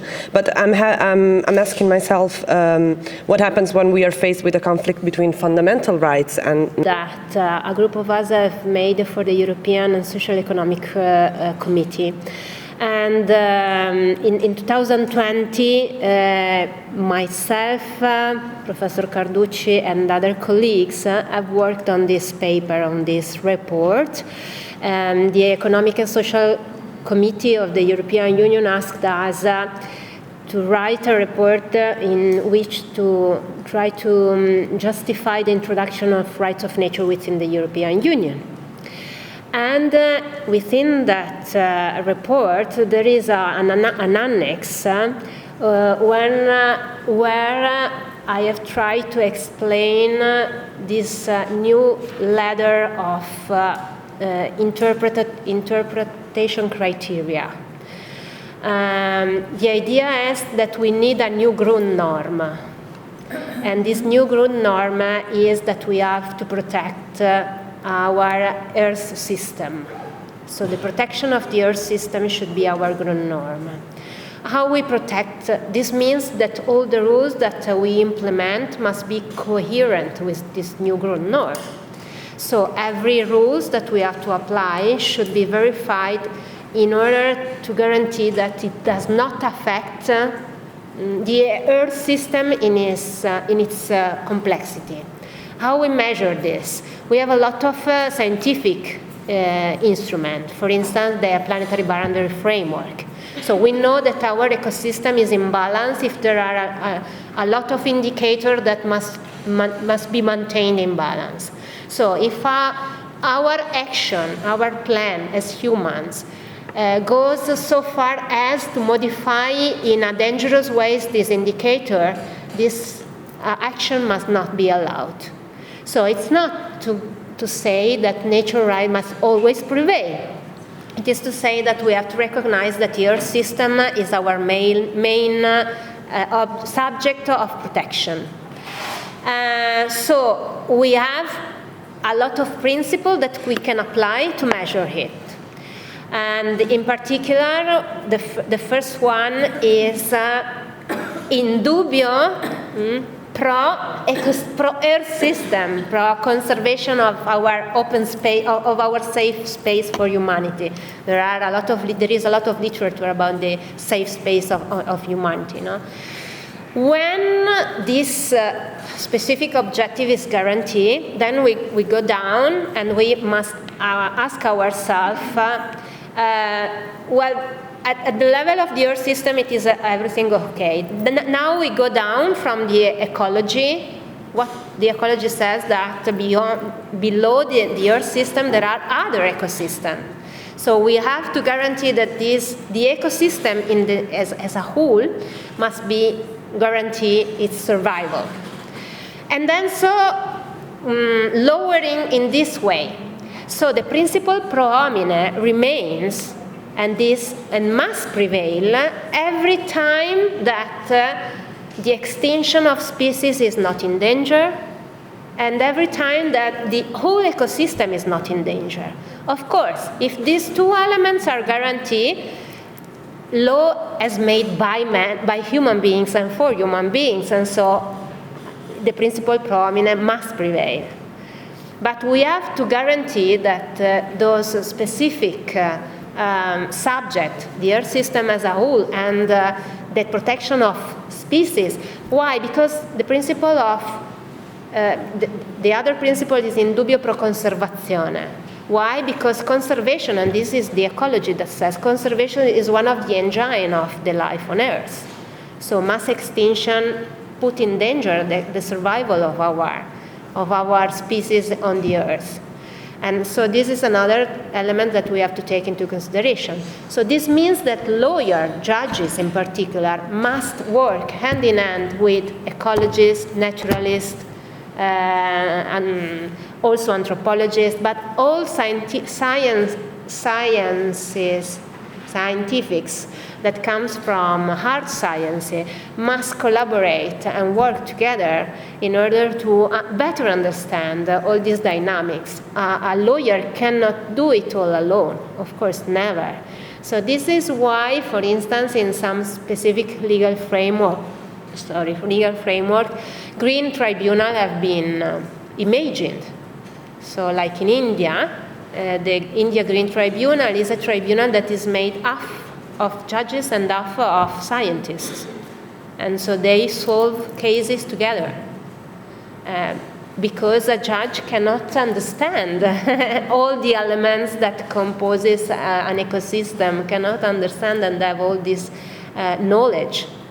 So the problem of the ecological crisis must be solved multidisciplinary, from a multidisciplinary approach. Yeah, I had a question about what you just said. Like, for example, in the states where this relationship with nature has entered in the Constitution, like how is that working from like the interpretation of the constitutional text, like in the sentences of the Supreme Courts, for example? I suggest you to read the 𝘠𝘰𝘷𝘰𝘪 case in Ecuador.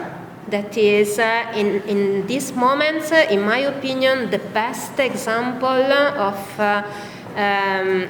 an attempt to concretely apply the ecosystem approach within a state that has recognized the right of nature. In this specific case, the judge not only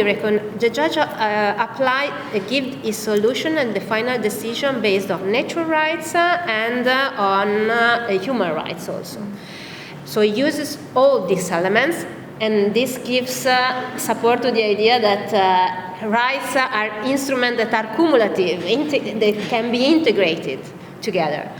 And in this specific decision, not only the judge has declared the specific ecosystem of Los Cedros as a protected forest.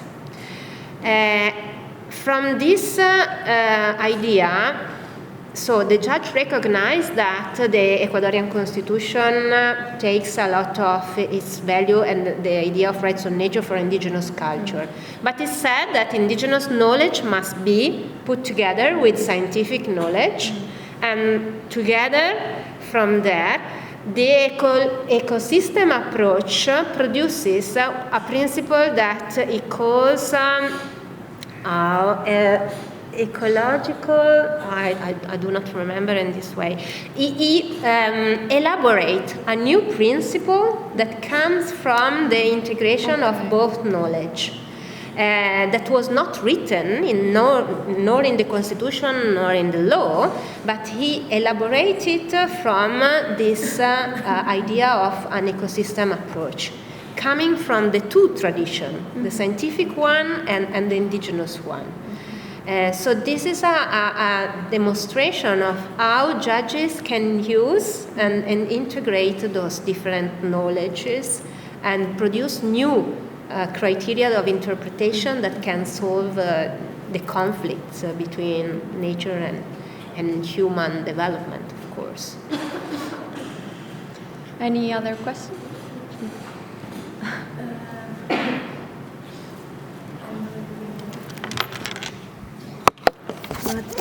Thank you very much for both the excellent speeches. That they were really in dialogue also. for example, the critiques to the parks, the natural parks, is exactly a wonderful example of thinking nature divided by humans. So you have to put the humans outdoor in order to protect that environment. Instead, it's not true that the forests were not inhabited, but always people lived in the forest with the forest.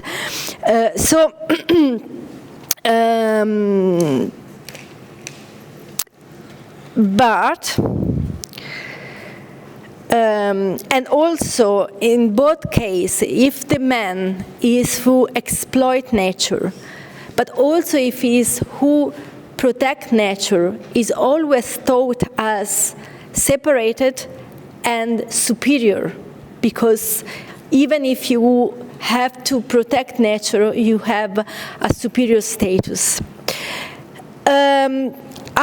As I told you before, I disagree a little bit with the last part of your presentation, because I think that this idea that the state accept the indigenous rights if they protect the environment, again reproduce a separation, not anymore between nature and human, but between some kind of humans and others. You re-propose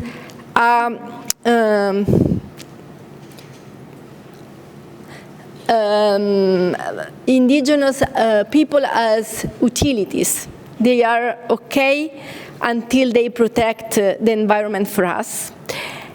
And also, there is a superiority of the state law, because who guarantee the rights to the indigenous? Who allow them to go on in their culture? And who decide the perimeter where they can move and develop and be what they want to be? And also a typical conception of the indigenous cultures or the not Western culture as expression of tradition without history, without any evolution. I find more interesting the idea that we have to produce new cultures, maybe merging different approaches. For example, I find very interesting the intercultural hospitals that there are in Latin America, where the same, when some people go there, they ask for a consultation of both physicians, and they decide together which kind of path they, for example, many times for the mental disease is better than the traditional medicine. For some, I don't know, cistite, non so come si dice, le erbe sono buonissime, se ti sei rotto una gamba o se hai un tumore, so they decide together how to manage, and also merging the different traditions.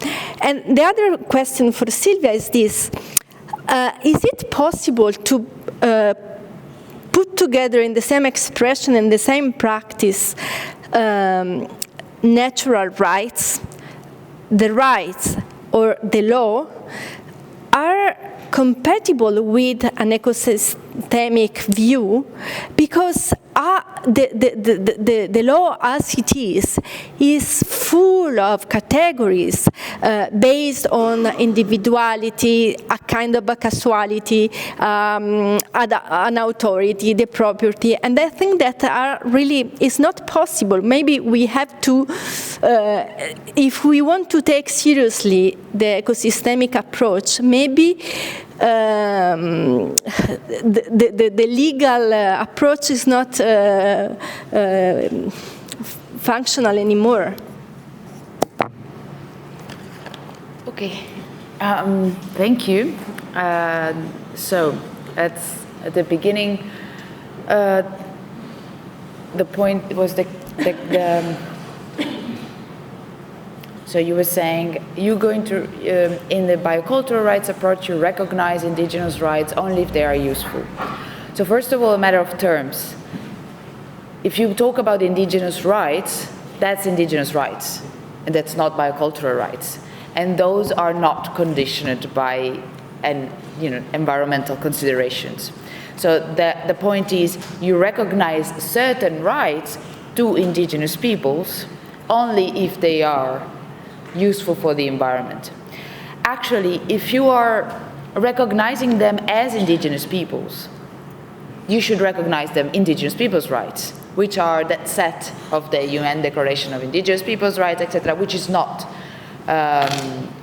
conditional to environmental considerations. So that's why biocultural rights are only to be used in the case of indigenous peoples in those situations in which it's just like you have no other option. It's just a card to be used. And really, I would just be, instrumental on this. Okay, I have a goal.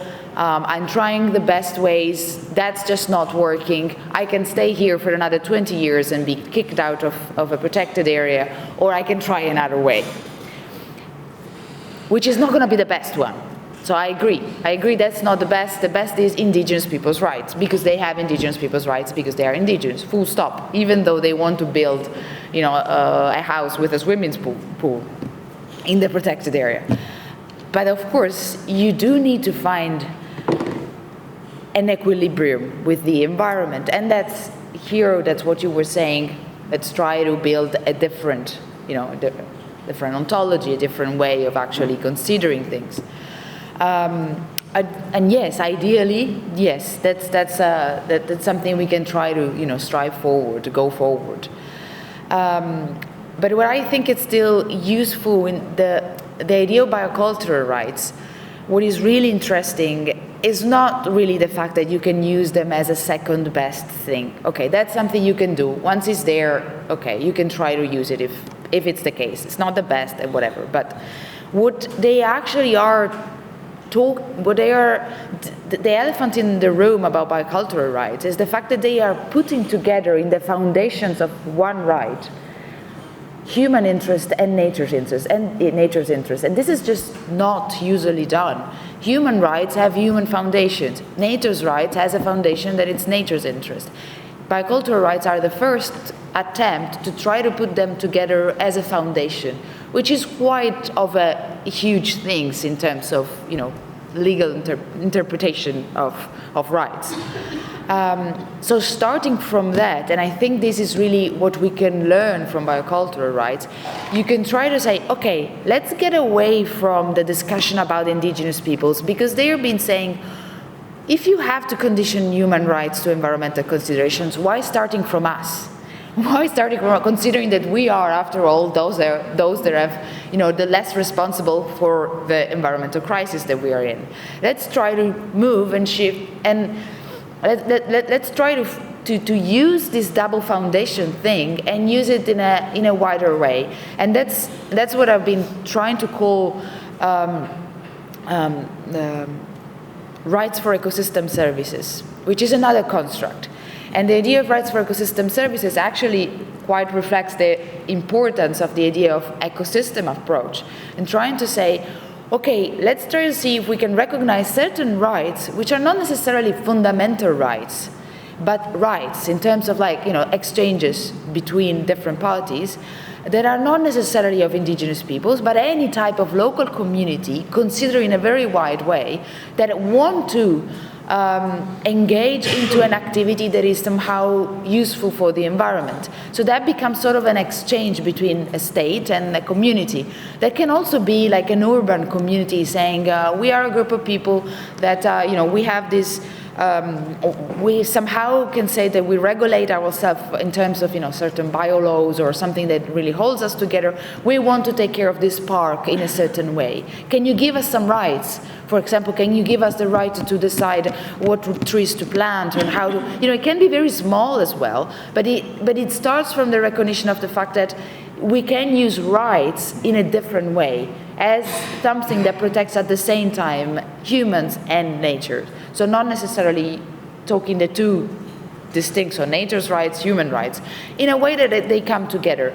And of course it goes away from the whole discussion about indigenous peoples, because they become a non-fundamental rights, but just rights, and they can be claimed by everyone, even indigenous peoples, but in most of the times it will just not be useful for them because they have indigenous rights, unless, you know, there are those situations in which you really have to find another instrument to fight, and it's just a matter of, you know, strategic considerations, not ideal ones. Then about the critics about states and law, I just find the critic about the national state, yes, I agree, it's not ideal. But again, it's something that's so big and hard to change that that's just not what I would, that's how the system works at the moment. Let's try to change the system from within. That's what I would be working on. And even more, the critique against the law. I mean, law, it's something that legal systems, all humans have legal systems in the world.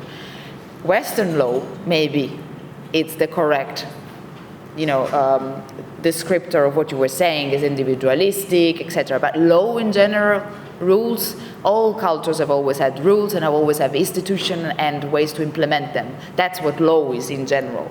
And then Western law, yes, there are lots of things that her approach is what is trying to change. But again, I would say from within more than from, I mean, yes, in theory it would be great, but I'm a bit more like one step out. Otherwise, we just don't get there, I think. But that's different strategic approaches. It's not right or wrong. It's just you know, seeing different routes to reach at the end something that we would agree on. That's it. But then, Silvia, I give you the floor. No, I'm not an expert on biocultural rights, but just to, I think if you go to the specific cases, you understand a little better. In the case of the 𝘤𝘰𝘵𝘷𝘰, were not indigenous, and the tribal community that were not only indigenous, mainly they were Afro-descendants, who asked for the application of biocultural rights.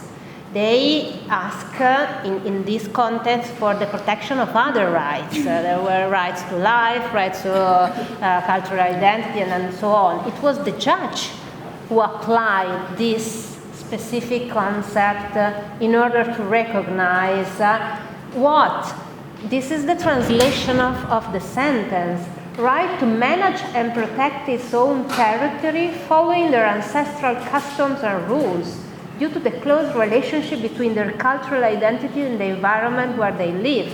So it is an approach that wanted to protect and the community that were there. It was not an approach that meant to protect the environment through them.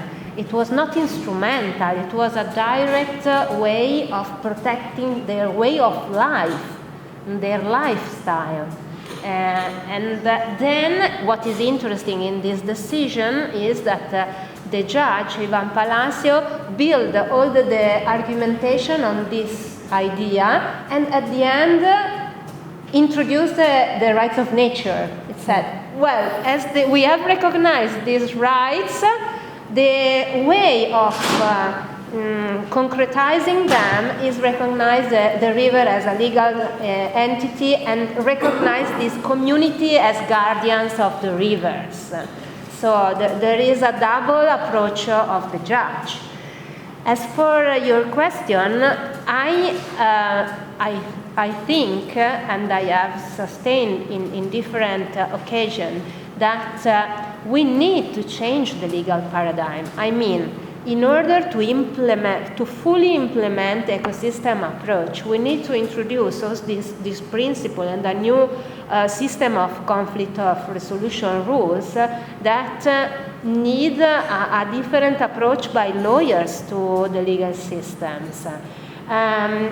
And I am quite aware of the fact that this cannot happen a day for another. And so this is the reason why I still support the idea of rights of nature, even in the strict sense through which it is implemented, for instance, in the Spain case. Because I think that we need all the instruments available at the moment in order to build a different perception and an awareness on people of the necessity to do the step forward. I know that probably we are not quite ready for the step forward, even as lawyers. So from my little and specific fight is to stimulate lawyers to perceive and to imagine that we can build a different legal system, that individual rights can survive when we speak of relationship among interhuman relationship, but that we have to add something new, and we have to build new ideas that are not still there. So we need a constructive activity by lawyers, not only an activity as glossatori, as lawyer of what it is already there, but we need to build a new model, new legal paradigms that must be introduced, that can be introduced like the 𝘰𝘰𝘃𝘃 decision shows, or like the 𝘰𝘰𝘃𝘃 decision shows. If scholarship begin to speak about this different theory, at the end some judges before or after will be able to apply this new theory and begin to create a different legal system. Thank you very much. We are running a little late, so I will let you free, because we have to meet again here at 3 p.m. for an afternoon that is going to be also rich of presentations. I'd like to thank again both our speakers for their...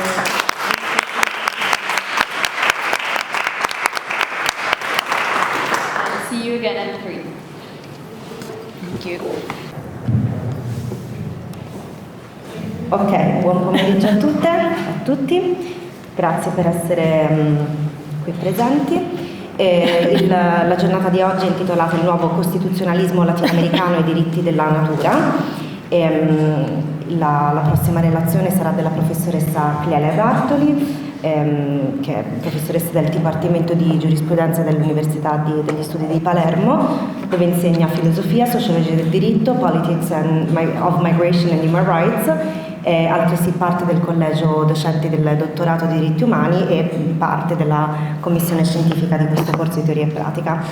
Nel suo intervento di oggi, che si intitola The Role of the Mapuche in the Chilean Revolt and the Constitutional Process, non siamo connessi a Teams al momento, abbiamo dei problemi di internet. Grazie, però sì, puoi comunicare. Ci farà una breve introduzione alla storia dei Mapuche e al ruolo che hanno avuto nella rivolta e nel processo costituente. Il testo costituente del cileno è stato rifiutato dal plebiscito il 4 settembre 2022. Benissimo. Lascio la parola. La parola. È uno spoiler. Ho fatto un piccolo spoiler. Va bene, dai. Allora,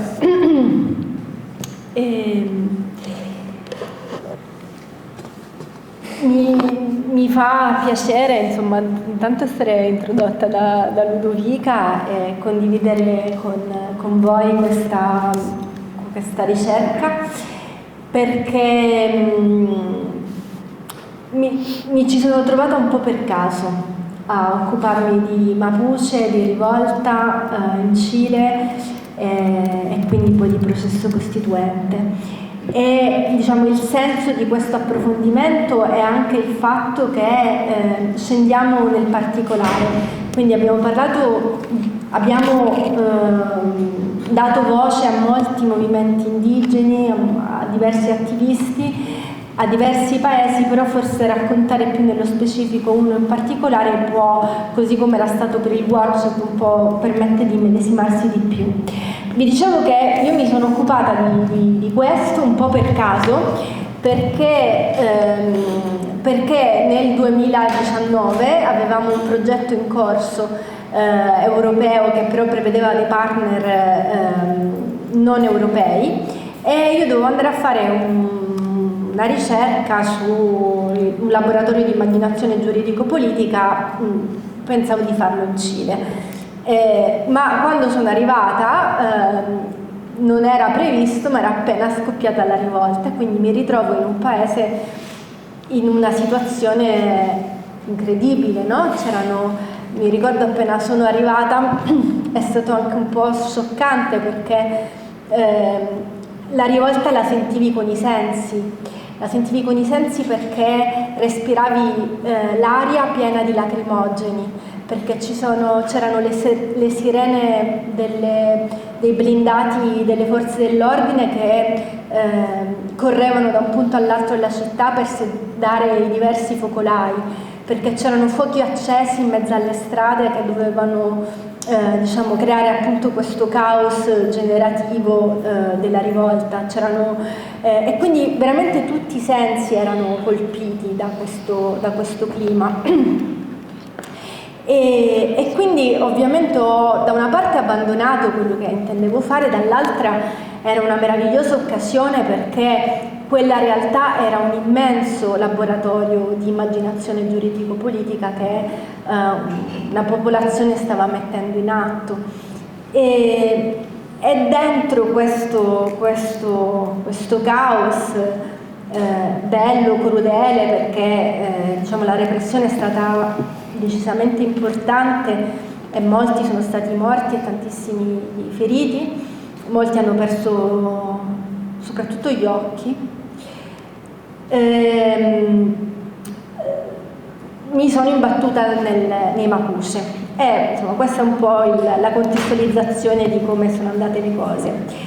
Allora, in Cile, questo è un Cile sdraiato, normalmente lo vedete verticalmente, però serve a farlo entrare nella slide. Ci sono i nomi di tanti popoli originari che abitano il Cile e i confini tra un popolo e un altro non sono così chiari. Per esempio, diversi di questi che vedete qua indicati in qualche modo ricadono nella categoria dei Mapuche, soltanto che si differenziano a secondo del luogo geografico dove sono insediati.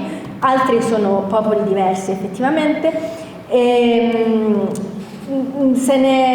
Quindi ce ne sono diversi di popoli indigeni, ma i Mapuche sono la popolazione più rappresentata, sono circa l'8% della popolazione cilena, quando l'11% circa sono persone che si identificano nell'essere popoli indigeni. Alcuni dei popoli indigeni purtroppo sono stati sterminati al punto da probabilmente non esistere più. I 𝘯𝘗𝘗, per esempio, abitavano in Patagonia, proprio nella parte più estrema al sud del Cile, vicino al Polo Sud, e quando l'ultima volta che sono stata in Cile è stata nel febbraio-marzo 2022, l'anno scorso, ed era morta l'ultima donna che parlava la lingua dei 𝘯𝘗𝘗.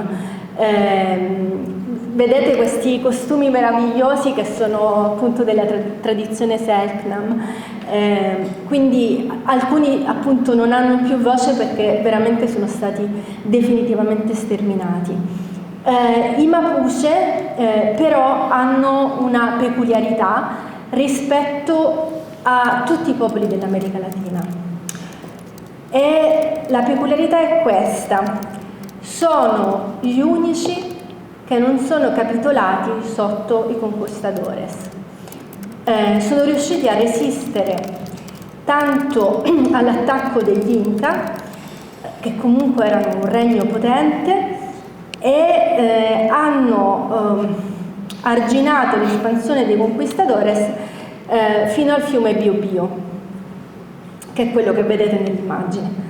Ora, una domanda che ci si è posti storici, antropologi, è questa: ma com'è possibile che i Mapuche e non altri potenti regni precedenti, precolombini, in Latina America si dice precolombini, però noi diciamo precolombiani, sono riusciti a non essere, diciamo, a resistere all'avanzata spagnola. Com'è possibile?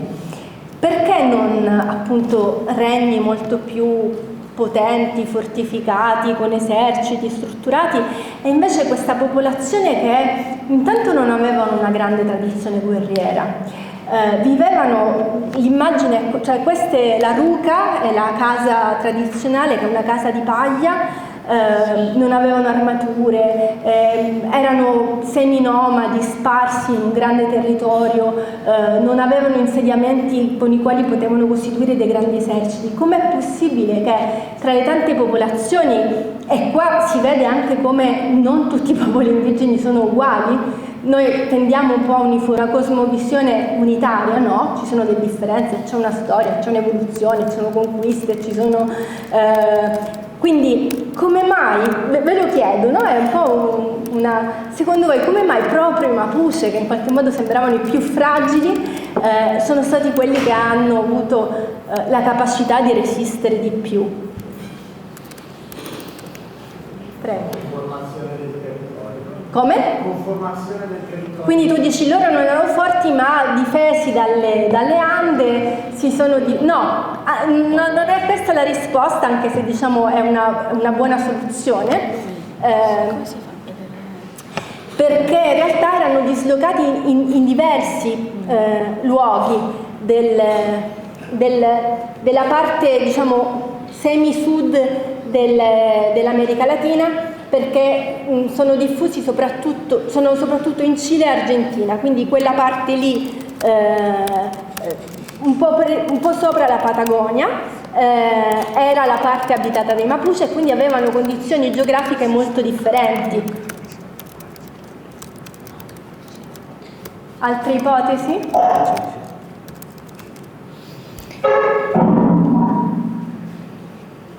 Organizzazione interna. Di che tipo? Sì? Sì, allora, diciamo, probabilmente non c'è una risposta definitiva, però alcuni antropologi con cui ho parlato mi hanno dato questa che secondo me mi sembra la più interessante, che in qualche modo si è ripetuta anche durante la rivolta, cioè i Mapuche avevano un'organizzazione sociale, politica, orizzontale, non è dispersa, cioè non c'era un re, un'autorità al vertice e poi le diverse gerarchie.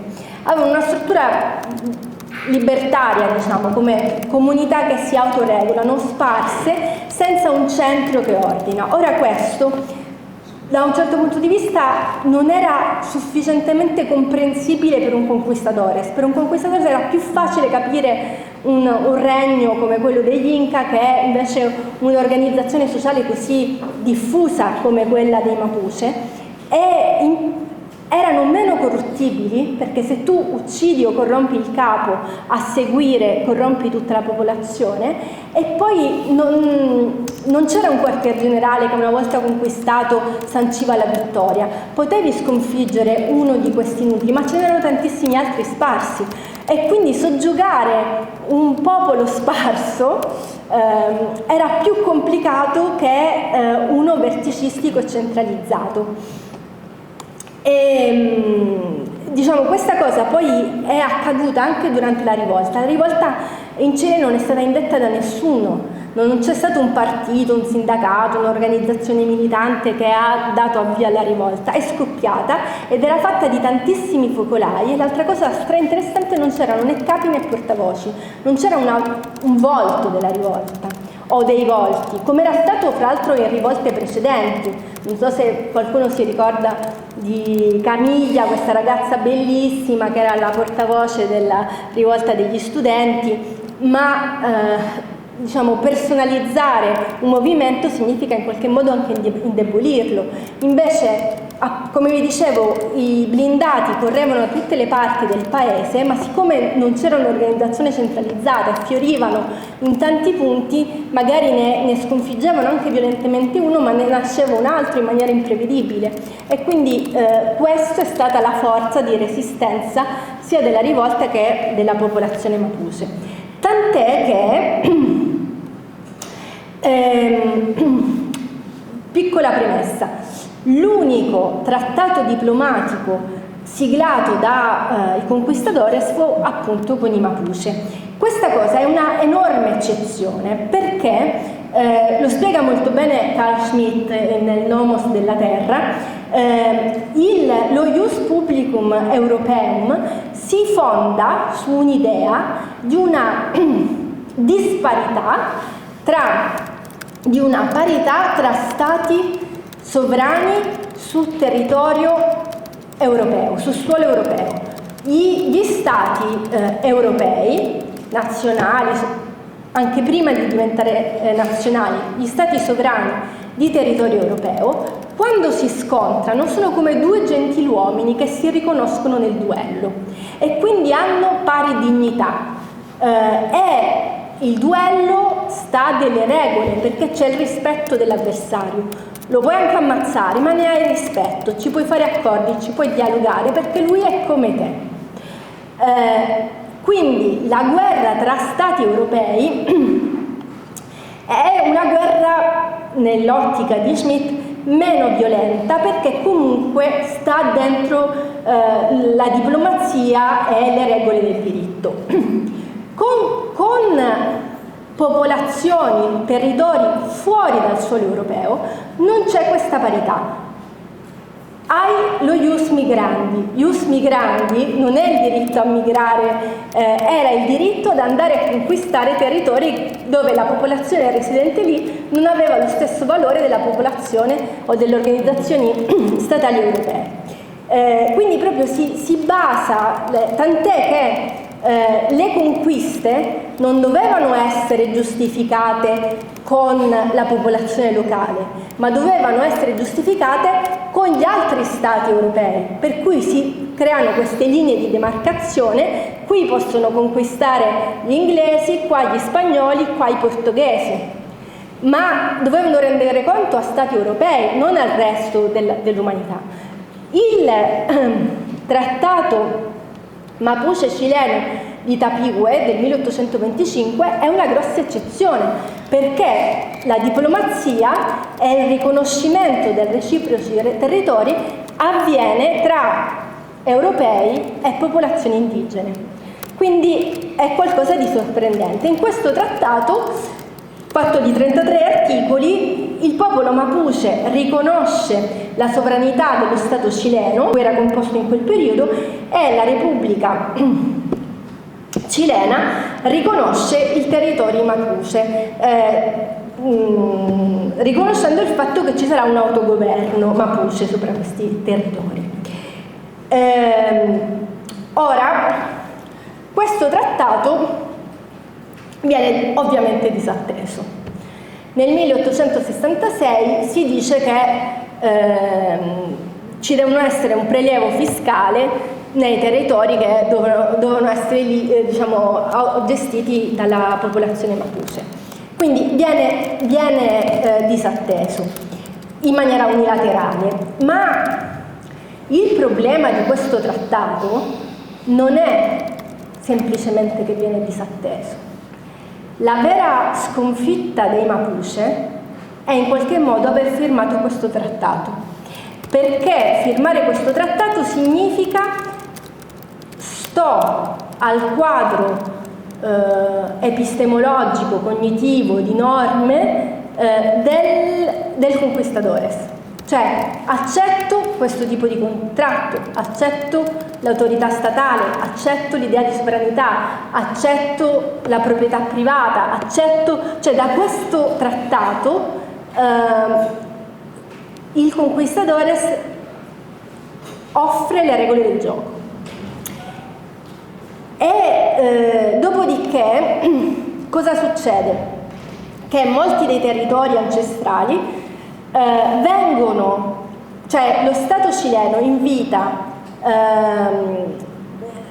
migranti europei a colonizzare quelle zone, quindi insediatevi là, o addirittura regala o svende per niente enormi territori, in maniera tale da controllare questa popolazione, emarginarla, appropriarsene.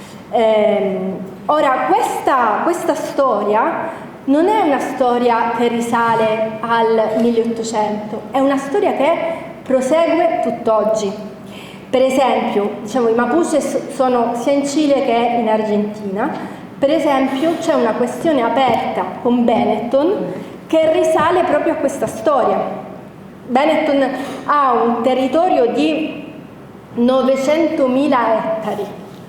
900.000 ettari è un pezzo consistente d'Italia.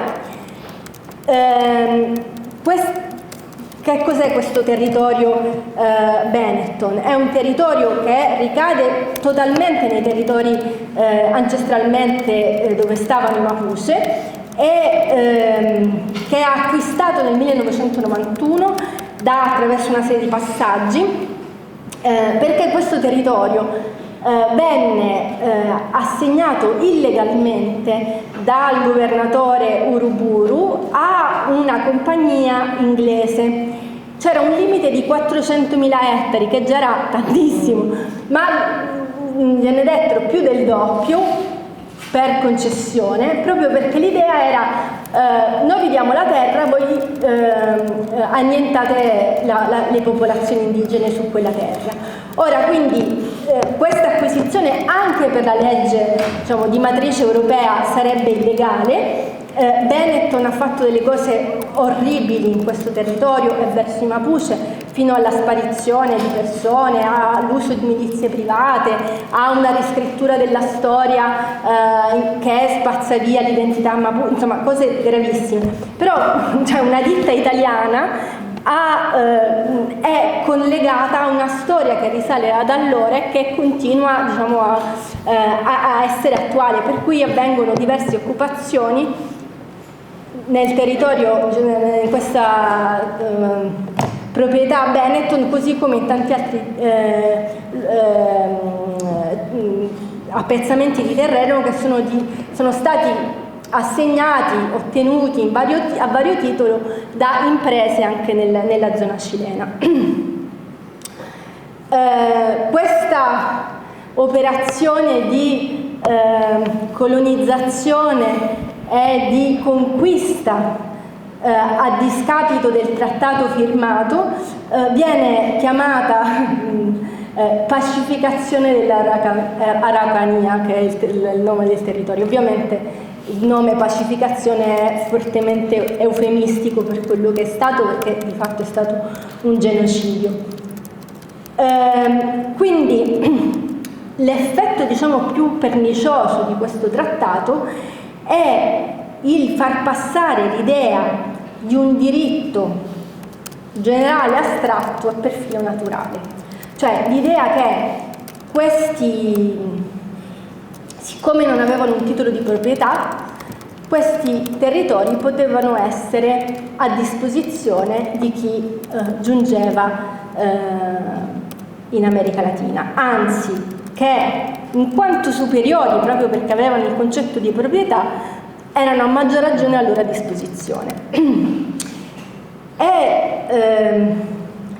Il modo dispregiativo con cui coloni, conquistadores, ma anche coloni, cioè persone di origine europea che arrivarono nel corso del tempo in Cile in particolare, ma in generale in America Latina, guardavano ai popoli indigeni, soprattutto a popoli come quello Mapuche, li chiamavano indios senza Dio e senza re. E forse essere senza re è ancora più grave di essere senza Dio, il che comporta anche senza proprietà fondiaria.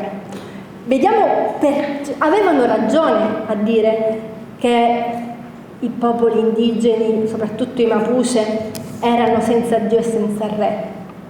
Ma cosa significa essere senza Dio e senza re? Significa intanto avere una concezione, una cosmovisione, un'ontologia, come la vogliamo chiamare, animista.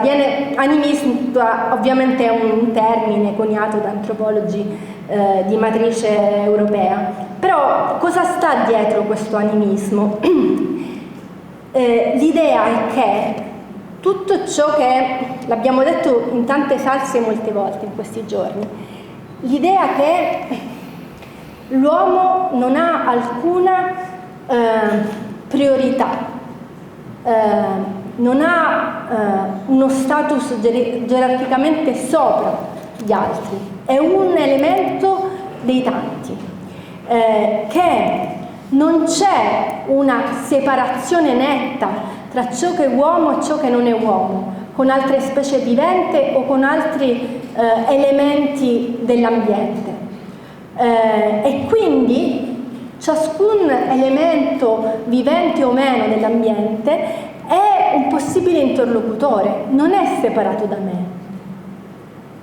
Ci posso stare, ho una relazione, ho un rapporto, ho un dialogo e io non mi arrogo nessuna né diritto di proprietà sopra questo essere e gli riconosco una sua. C'è una frase bellissima di Adorno che dice: l'animismo ha vivificato le cose, reifica gli esseri umani. Quindi questa capacità di riconoscere l'essere persona, che significa il poter entrare in relazione con altre realtà e con altre specie.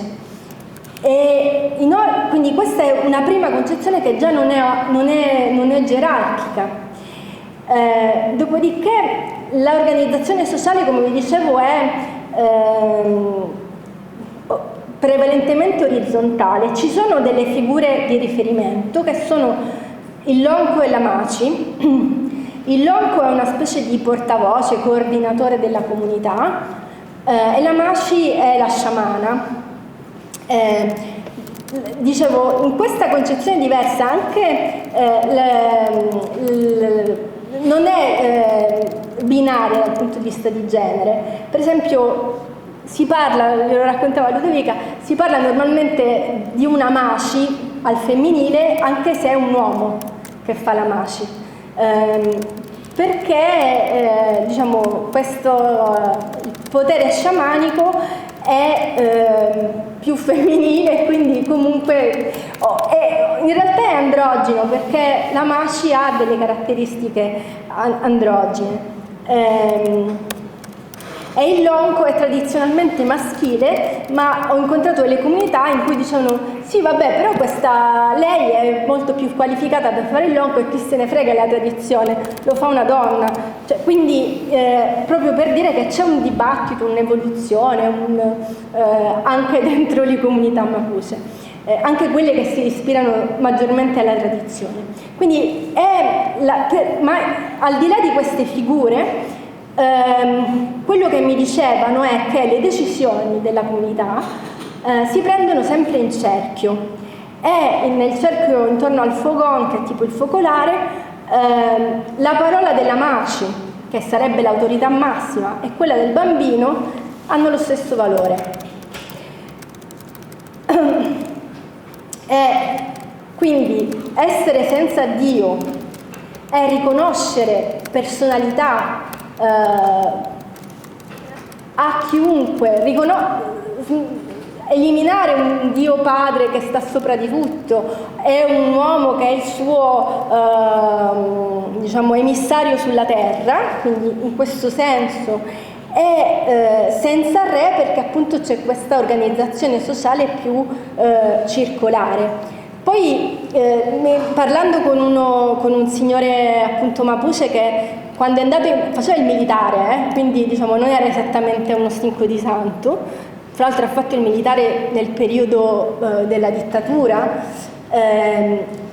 però da quando è andato in pensione lui si è dedicato, era un militare che si dichiarava anarchico, quindi insomma era veramente un personaggio meraviglioso, si chiama Victor Hugo, di nome Victor Hugo, poi ha un cognome. E lui, da quando è andato in pensione, ha iniziato a piantare una foresta che già sta crescendo tantissimo, ha veramente riforestato da solo un'area enorme. E lui mi diceva, ok, sì, si parla di orizzontalità, ma anche la verticalità è importante. E io gli ho chiesto, ma in che senso la verticalità è importante? E lui mi fa, sì, guarda, mi ha portato dove c'è un albero, perché c'è la tradizione che quando nasci il cordone ombelicale va piantato nella terra e sopra il cordone ombelicale si pianta un albero, e a questo albero con questo albero mantieni un rapporto. E anche nella cosmovisione mapuche ci sono sempre questi tre strati: il cielo, la superficie terrena e la profondità. Quindi quando vai da questo albero ti riconnetti a questa verticalità, ma è una verticalità totalmente diversa da quella gerarchica, più per esempio cronologica, con le generazioni passate, con le generazioni che devono venire. Quindi è un ripensamento dell'idea della verticalità che è interessante, no? E poi l'altra cosa, questa assenza di autorità esterne, ma di norme che veramente nascono dal consenso, dalla articolazione, è connesso al fatto che la terra non può essere posseduta. Mapuche significa letteralmente Mapu è terra, c'è è gente, quindi gente, uomini della terra. Questo significa che sono gli uomini che appartengono, gli uomini, gli esseri umani, le donne che appartengono alla terra e non la terra agli uomini. Ora siamo arrivati alla cosiddetta la conquista dell'Araucania, la colonizzazione forzata e quindi l'espropriazione di terre che non erano di proprietà, erano terre che erano abitate, ai quali la gente della terra apparteneva. Inizia un processo di riforma agraria, così come avveniva in altre parti del mondo. Inizia prima di Allende, però Allende sicuramente è quello che fa la più importante redistribuzione delle terre, include anche una piccola, bisogna ammetterlo, piccola restituzione delle terre ancestrali alle popolazioni indigene, ma il principio su cui si basa è la terra a chi la lavora, che è un principio socialista, insomma. Ora, anche questo principio, perché la terra a chi la lavora è sempre un'idea di proprietà, è sempre l'idea di una terra che è a disposizione dell'essere umano. Invece il principio profondamente ecologico è che c'è una terra, cioè tu ti puoi nutrire della terra, ma non la devi segmentare tutta necessariamente, assegnare a qualcuno, anche in ragione del fatto che la stai lavorando. Cioè è molto oltre come principio, ed è l'unico sostenibile ecologicamente, quello di dire alcune terre non devono appartenere a nessuno, cioè con alcune hai un rapporto di cura e quindi di fruizione, ma altre proprio devono restare a loro stesse. Ovviamente, come sapete bene, l'11 settembre del 73 il golpe militare in Cile pone fine all'esperienza Allende e inizia una repressione fortissima di tutti i possibili oppositori politici. È cosa che non si sa abbastanza che tra i più colpiti furono proprio le popolazioni indigene. Tra i primi a essere desaparecidos, torturati, incarcerati furono proprio loro, perché c'era una questione di razzismo sicuramente molto forte, ma anche erano oppositori politici, oltre che detentori, cioè avevano riacquistato in alcuni casi appunto l'uso delle terre.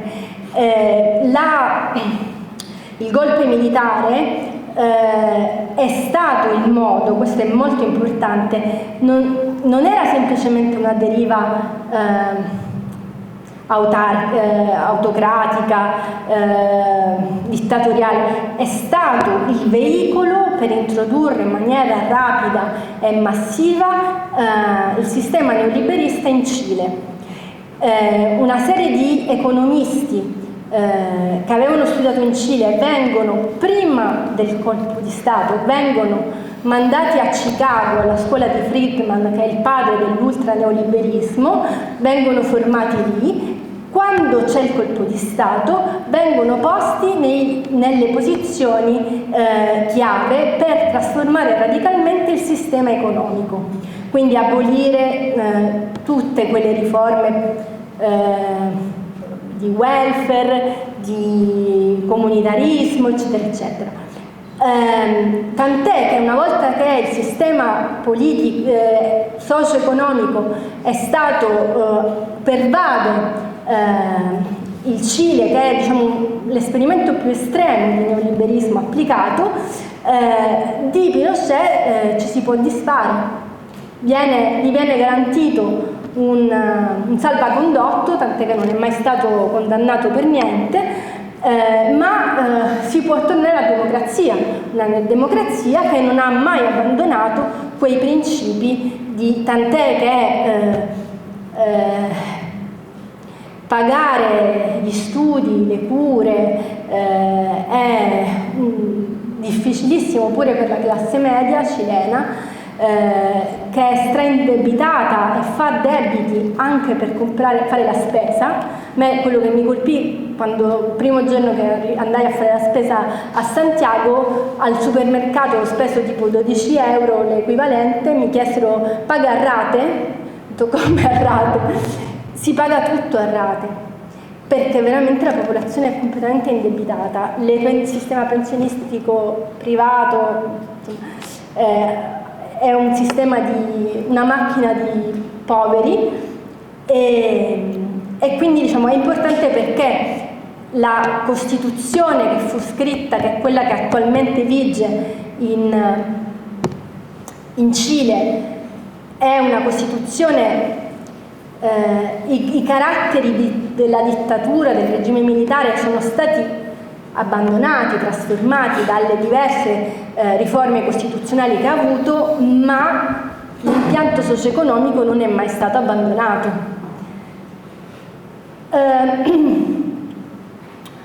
E anche dopo durante il tempo della democrazia, il razzismo verso i Mapuche non si è mai è rimasto vivo e vegeto.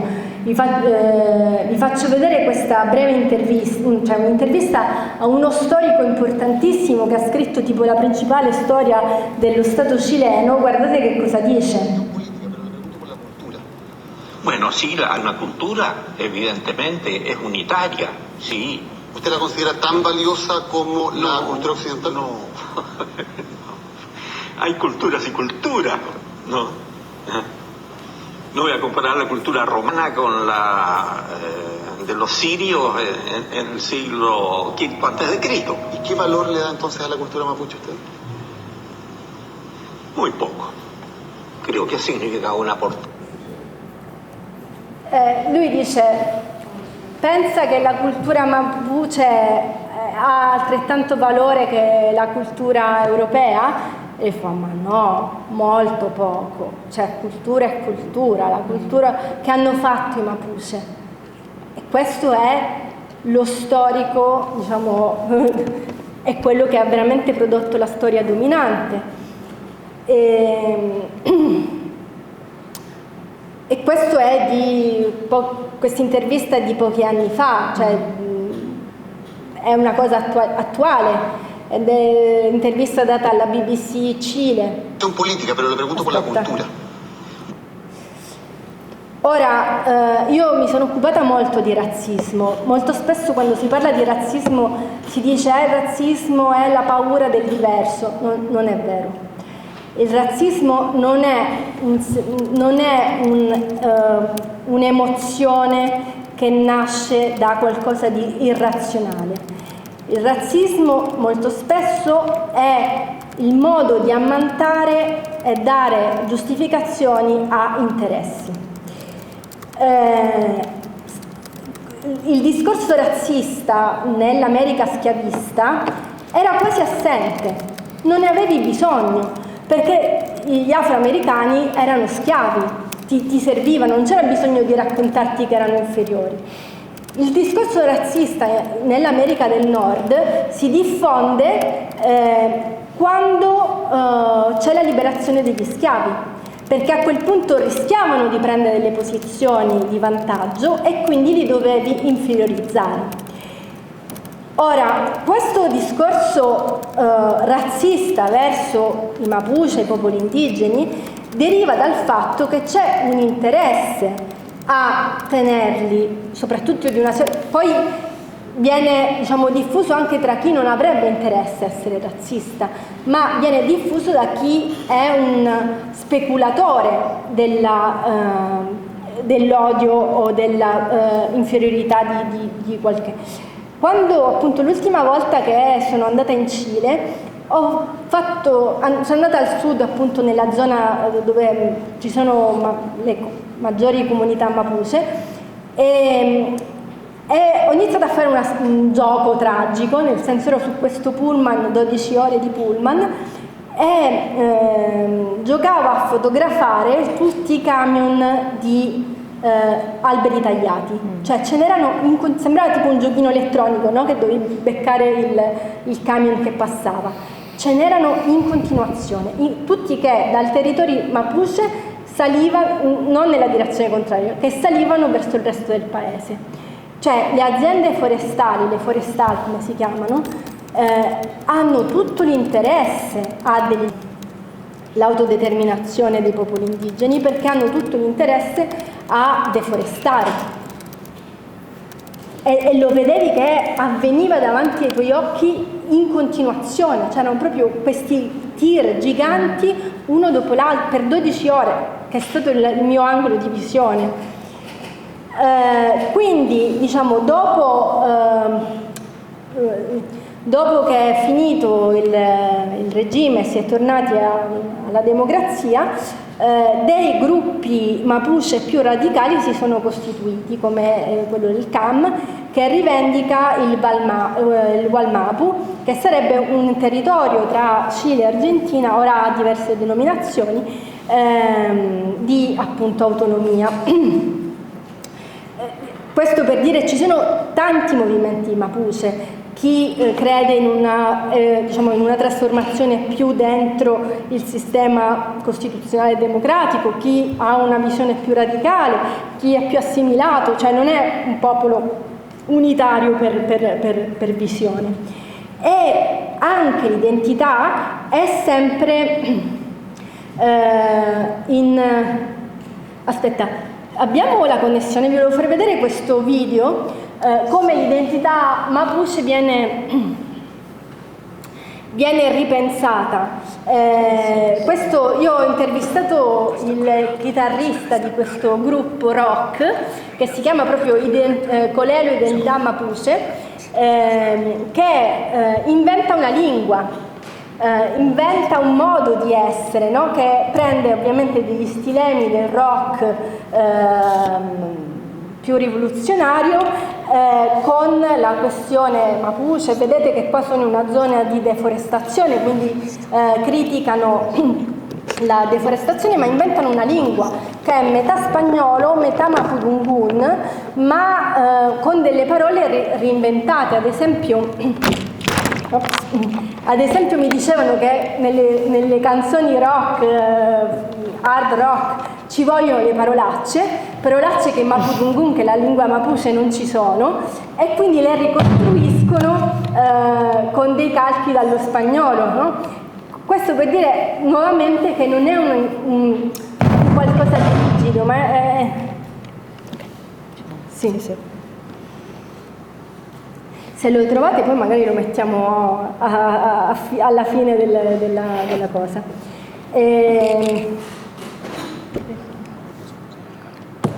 Ok, devo... Sì. Allora, questa è il Plaza Italia, ribattezzata Plaza della Dignidad, che era il quartier generale, un po' come Piazza Tahrir per le rivoluzioni arabe della rivolta del 2019. E quando arrivavi vedevi che era pieno di bandiere mapuche, il 𝘰𝘰𝘵𝘵𝘪, che non si vede? No. Ok. Bisogna scegliere tra questo e quel computer, esatto. Io ho capito che devo diventare il video. Allora possiamo proiettare il video, sì, poi così lo... Sì. Se andiamo su YouTube.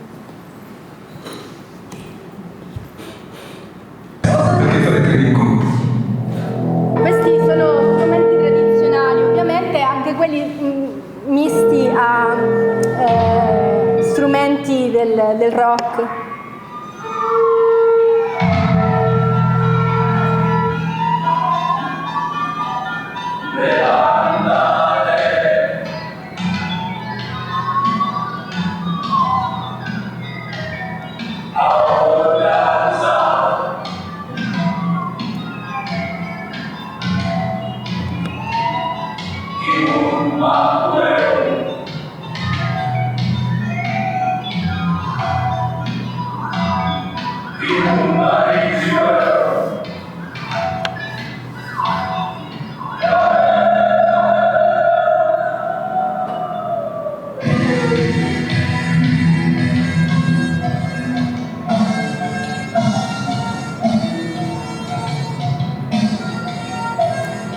Questi sono i territori devastati ovviamente da deforestazioni e monoculture.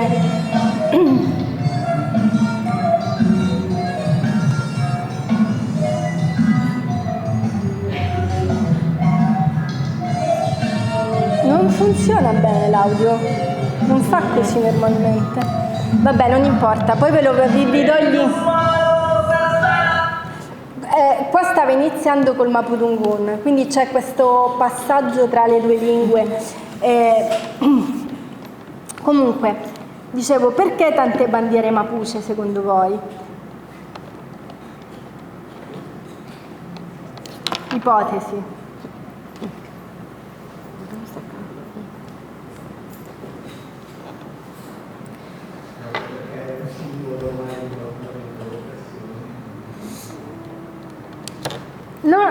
Non lo era più di tanto prima della rivolta.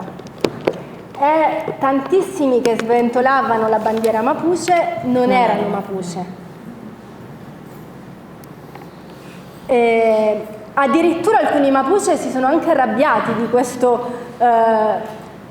Dico, ma come ci hanno abbandonato durante la nostra lotta fino ad adesso e ora diventa cool sventolare la bandiera mapuche? Poi c'è tutto un merchandising della rivolta, quindi sono tutti i baracchini che immediatamente producevano le cose che andavano, no? Per sembrare il rivoluzionario perfetto. Ma diciamo, a mio avviso la ragione profonda, l'ho chiesto a molti, no? Molti mi hanno detto, per esempio, abbiamo scoperto che tutti noi siamo mapuche, che è quello che lo Stato cileno ha fatto in maniera eclatante contro le popolazioni indigene, poi lo estendeva a tutto il resto della popolazione, quindi loro sono stati le prime cavie, ma queste cose ci riguardano, quindi c'era un riconoscimento della lotta anche come propria, ma la domanda principale che mi sono fatta durante la rivolta è questo focus l'ho preso grazie a una serie di discussioni che ho avuto con tante persone che partecipavano e che erano perfino contrarie, è cosa è successo intimamente, non pubblicamente, intimamente, che ha permesso alle persone a un certo punto di rompere l'ordine, di rompere la reiterazione del quotidiano e dire ora facciamo diversamente. Questa rottura dell'ordine è qualcosa che non avviene, cioè il pretesto è stato che il biglietto della metropolitana è aumentato di 30 centesimi. Non era ovviamente quella la ragione. Addirittura i primi che hanno protestato erano gli studenti che non erano manco colpiti da questo tipo di... È successo qualcosa di intimo, epistemico ed emotivo che ha permesso iniziare a credere e pensare che l'ordine costituito poteva essere diversamente. Hanno permesso l'incursione dei possibili.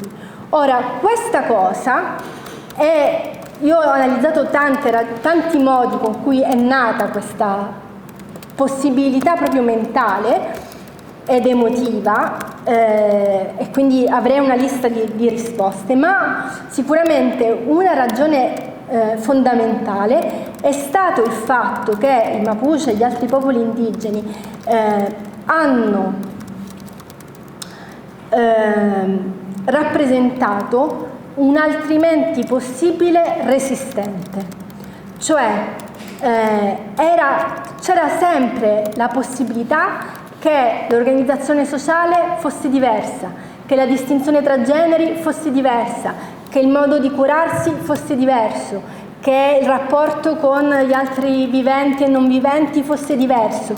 Questo pungolo che è la cosa più pericolosa per un'istituzione, perché l'istituzione aspira a essere naturale, si regge sul fatto che tu non sei capace di pensare che le cose possono essere altrimenti. E quindi l'esistenza di pochi, deboli individui che però dicono c'era un altro modo di essere prima della colonizzazione e in qualche modo stiamo provando tuttora a farlo esistere, questa cosa è devastante per un'istituzione perché rompe questa omogeneità che ti fa credere che è l'unico modo possibile di organizzare le cose. E quindi in qualche modo la esistenza della proposta indigena è stato, diciamo, una condizione epistemologica per pensare e quindi fare la rivolta. Come vi dicevo, la richiesta della rivolta si è estesa così tanto che si è arrivati a dire che bisogna cambiare tutte le regole, quindi la Costituzione, non era una contro la Costituzione militarista e si è avuto successo. Ora non vi racconto tutto come è avvenuto perché è il 4 luglio 2021 viene inaugurata l'Assemblea Costituente.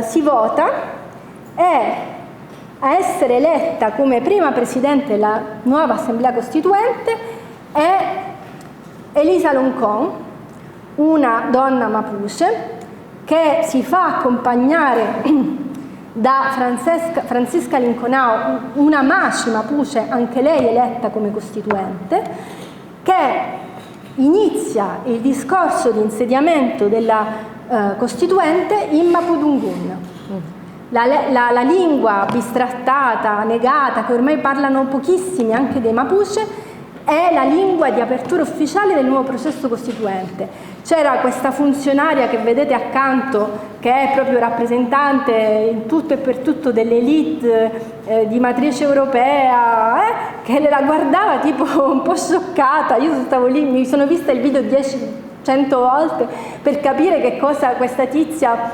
pensasse di quello che stava accadendo. E stando nei tempi questa assemblea produce un testo estremamente innovativo, con dei limiti, perché sono state fatte delle concessioni comunque anche molto grosse e secondo me anche gravi a, per esempio, le ditte, le aziende che usufruiscono dei beni naturali del territorio cileno, ma vabbè, comunque era una Costituzione pazzesca. Vi leggo soltanto dei passi del primo articolo. Il Cile è uno Stato plurinazionale, interculturale, ecologista. Si costituisce come repubblica sociale, la sua democrazia è inclusiva e paritaria, si afferma l'uguaglianza sostanziale ispirandosi all'articolo 3 ma rendendolo ancora più efficace sostanzialmente, E quindi esce fuori un testo veramente che sarebbe stato il più avanzato della Terra come Costituzione, e il 4 settembre 2022 al plebiscito viene rifiutato con una consistente maggioranza. Di quella dei popoli indigeni. I popoli indigeni non sono qualche cosa che non ci riguarda, c'è nella storia europea. Vi voglio leggere un brano. Dov'è?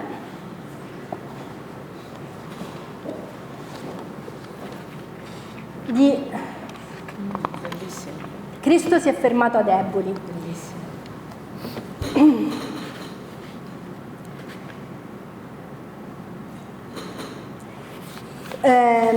I contadini del sud Italia, ma anche del nord Italia, avevano con la natura, è sbagliato dirlo, con l'ecosistema, esattamente il rapporto che avevano i popoli indigeni con la Pachamama. Solo che l'opera di assimilazione e inferiorizzazione si è compiuta e quindi non è stata mai rivendicata una identità orgogliosa e contrapposta, ma i terroni hanno interiorizzato questo razzismo e quindi la terra doveva essere tolta dalle loro scarpe. Le loro case dovevano diventare palazzoni di cemento bruttissimi, ma a patto che venisse cancellata questa storia. Quando si dice Cristo si è fermato a Eboli, significa che oltre Eboli non si è cristiani, nel doppio senso non si è uomini e non si è stato veramente toccati dalla religione cristiana che, per come è stata interpretata, ovviamente magari non era quella evangelica o di alcuni santi, ma la religione cristiana è stato il paradigma estrattivista, anti-ecologista della storia europea, cioè la natura a disposizione dell'uomo. Per esempio Carlo Levi dice quanto sia importante dare credito alla visione magica dei contadini, perché quella visione magica che veniva stigmatizzata come superstizione, in realtà raccontava un rapporto non separato. Io ho messo qua una delle figure delle fiabe. Le fiabe sono espressione culturale della civiltà contadina e nelle fiabe non c'è separazione tra uomo, animali, uomo e piante, per esempio. Ci sono gli uomini alberi, ci sono gli esseri del fiume e così via. Quindi quest'idea che non siamo separati c'era. Vi leggo questo pezzo. Tutto per i contadini ha un doppio senso. La donna vacca, l'uomo lupo, il barone leone, la capra diavolo non sono che immagini particolarmente fissate e rilevanti. Non ogni persona, ma ogni persona, ogni albero, ogni animale, ogni oggetto, ogni parola partecipa di questa ambiguità. La ragione soltanto ha un senso univoco e come lei la religione e la storia, ma il senso dell'esistenza, come quello dell'arte e del linguaggio e dell'amore, è molteplice all'infinito. Nel mondo dei contadini non c'è posto per la ragione, per la religione e per la storia. Non c'è posto per la religione appunto perché tutto partecipa della divinità, perché tutto è realmente e non simbolicamente divino. Il cielo come gli animali, Cristo come la capra. Tutto è magia naturale. Anche le cerimonie della Chiesa diventano dei riti pagani celebratori della indifferenziata esistenza delle cose, degli infiniti terrestri dei del villaggio.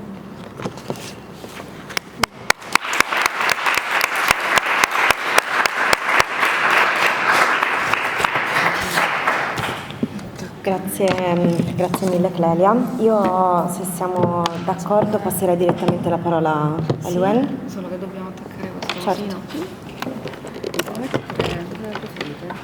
Ci vuoi mettere Sí. Buenos días por allá. ¿Qué tal, Aliwen? Bien. ¿Vuoi aggiungere qualcosa? No. Ok. Antes que todo queríamos como agradecerte muchísimo por tu participación y sobre todo por tu paciencia. La intervención de antes fue una intervención de la profesora 𝘰𝘰𝘷𝘰 que nos dio un poquito algunos temas sobre el contexto de Chile. En particular modo nos dijo algo alrededor de las comunidades mapuche. Para ahora poder tener también una discusión un poquito más clara y más real contigo. Entonces hemos pensado que podría ser súper importante tener una explicación más general antes y ahora darte la posibilidad, para nosotros es una oportunidad de escucharte. Yo te daría directamente la palabra para que pueda presentarte y te pediría de hablar despacio para yo poder traducir para los compañeros y las compañeras que están aquí. Bien, gracias por la invitación. También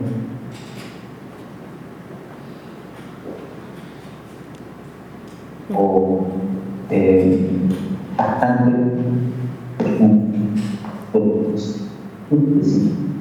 pero todo Capisco. Un momento. ¿Cómo podemos hacer? Puede hablar de nuevo, porque aquí es que la conexión se va y se viene, entonces no se entiende muy bien. Si por favor puede tal vez apagar la cámara, tal vez es un problema de conexión de allá. No, non è il problema nostro. Sì?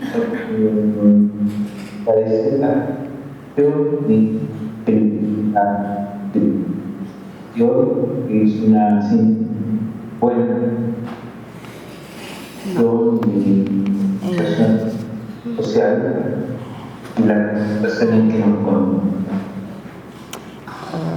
Ok, espera, la verdad es que no se escucha bien, pero yo creo que es un problema nuestro. Y yo creo que lamento mucho el hecho que no se escucha porque hubiera sido súper importante.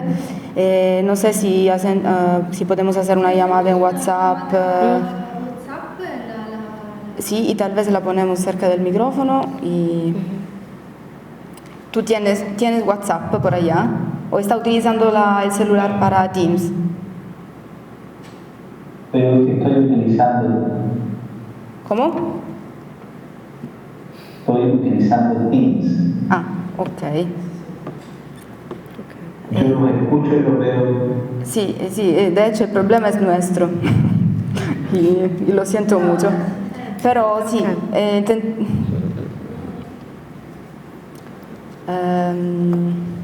possiamo provare a chiamarlo su WhatsApp con una chiamata. Sí, te llamamos, así es un poquito más sencillo. En WhatsApp. Bien, voy a acuerdo. Ok, y lo siento mucho. Ok. Non chiudo. Bastante completa. Eso me gustaría primero saludarle. Eso. Ok, Aliwen ci ringrazia per l'invito e ci dice che ha ascoltato molto attentamente la presentazione di prima, fatta prima, esposta prima ed è molto completa. Grazie. Bien, sí, miren, yo tengo alrededor de 30 años de participación en el movimiento mapuche autónomo, en el sentido de que no obedece a directrices de partidos políticos. Soy uno de los fundadores del movimiento mapuche autónomo y he participado de distintas agrupaciones, ya sea en comunidades mapuche o en la ciudad. ¿Ya? Eso. Aliwen diciamo, ha 30 anni di esperienza nella partecipazione al movimento autonomo dei Mapuche. Lui è stato uno dei fondatori di questo movimento che non risponde alle logiche dei partiti e che diciamo, si avvicina sia a organizzazioni, associazioni o altre entità. Sì? también fui vocero de la asociación que mostraron en el video dentro de las organizaciones que era la CAM durante 6 años, esos 6 primeros años fui vocero di esa organizzazione también. È stato anche, diciamo, vocero, che non so come si dice in italiano, comunque la voce, il portavoce dell'organizzazione CAM che abbiamo visto nel video, nei suoi primi 6 anni di costituzione. Gracias. Sí, en ese sentido quisiera plantear lo siguiente. La visión antropocéntrica de la sociedad como paradigma es una visión occidental. Eso. E volevo, diciamo, condividere la seguente cosa, che la visione antropocentrica della società è un paradigma occidentale. Sì? Los indígenas en general y el pueblo mapuche en particular tenemos una visión que le denominamos como el buen vivir, en donde todos los elementos de la naturaleza tienen che convivere in un plano di igualdad. E diciamo, gli indigeni, come abbiamo un altro tipo di visione, che è quella del buen vivir, che abbiamo visto in questi giorni, dove tutto viene, diciamo, è all'interno di un'unica cosmovisione legata alla natura. Sì? Por lo tanto, son dos modelos de desarrollo y paradigmas civilizatorios diferentes y en algunos casos antagónicos. Sí, no sé si quieren tal vez hacer, puede seguir, yo voy a hacer una síntesis, si quieres decir otro. Okay. El paradigma neoliberal es la expresión cultural, jurídica e institucional más elaborada y más acabada de lo que es la cultura antropocéntrica. Sí, ¿puede seguir? Así voy a hacer un... Eso, ¿sí?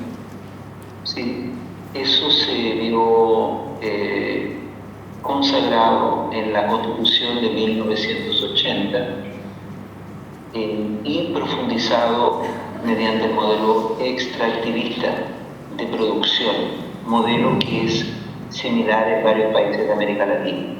Ok, questi due paradigmi quindi sono antagonisti e diciamo quello che è più affine a quello neoliberale è stato poi tradotto nella Costituzione del 1980, che è all'interno anche un modello estrattivista che è diciamo, un modello simile anche in altri paesi dell'America Latina. Por favore. Lo que ha cambiado en los últimos 20 años en América Latina es precisamente la adopción de movimientos populares, de movimientos sociales y movimientos indígenas que han hecho retroceder esos paradigmas y han consagrado mayores derechos tanto para la grande mayoría, para los pueblos indígenas, pero también derechos de resguardo de la naturaleza.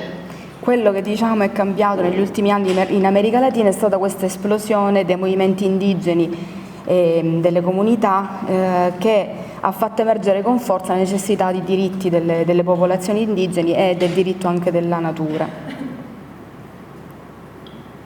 En Chile en particular tenemos la legislación indígena más conservadora de América Latina, ya que no consagra en ningún aspecto de su constitución algún derecho o algún reconocimiento de los pueblos indígenas y del pueblo mapuche en particular. Eso es lo que rige actualmente y que era la promesa de cambio con una democracia y sin embargo esa promesa de cambio hasta el día de hoy no se ve reflejado en la Constitución. Ok, e la diciamo, Costituzione cilena è una delle più conservatrici, che non rispetta i diritti del Mapuche e di fatto, come diceva anche Clelia, questa era un po' la promessa che veniva fuori da questa richiesta di cambiamento e che ha portato alla Costituzione che poi è stata rifiutata il 4 settembre. Però fino ad ora lui ribadisce questo cambiamento, questa diciamo ancora non si vede e non c'è stato. Gracias. Sí, en Chile existen dos leyes importantes, una ley indígena y un convenio de Naciones Unidas 169 que son actualmente vigentes, están vigentes, pero sus alcances son aún muy limitados. Puede seguir. El convenio 169, que es lo más avanzado que tenemos, garantiza o busca garantizar la participación y la consulta de los pueblos originarios quando il Stato toma medidas che nos affettano direttamente. Ok, in Cile esistono due leggi che riguardano appunto la salvaguardia dei popoli, diciamo, dei popoli originari indigeni, che sono la legge indigena e la Convenzione 169 di cui abbiamo parlato in questi giorni, per quanto riguarda la Convenzione 169 ovviamente questa cerca di garantire la consultazione nei confronti quella consultazione di cui si è parlato in questi giorni da parte delle comunità indigene che nel caso in cui ci siano delle opere o si voglia fare qualcosa nel loro territorio. Sì? ¿Cuál es la debilidad y cuál es la crítica que hacemos los pueblos originarios a ese convenio? Es que no es vinculante la consulta. O sea, el Estado puede preguntarnos, pero no está obligado a ejecutar lo que nosotros queremos. No tiene carácter vinculante, solamente consultivo.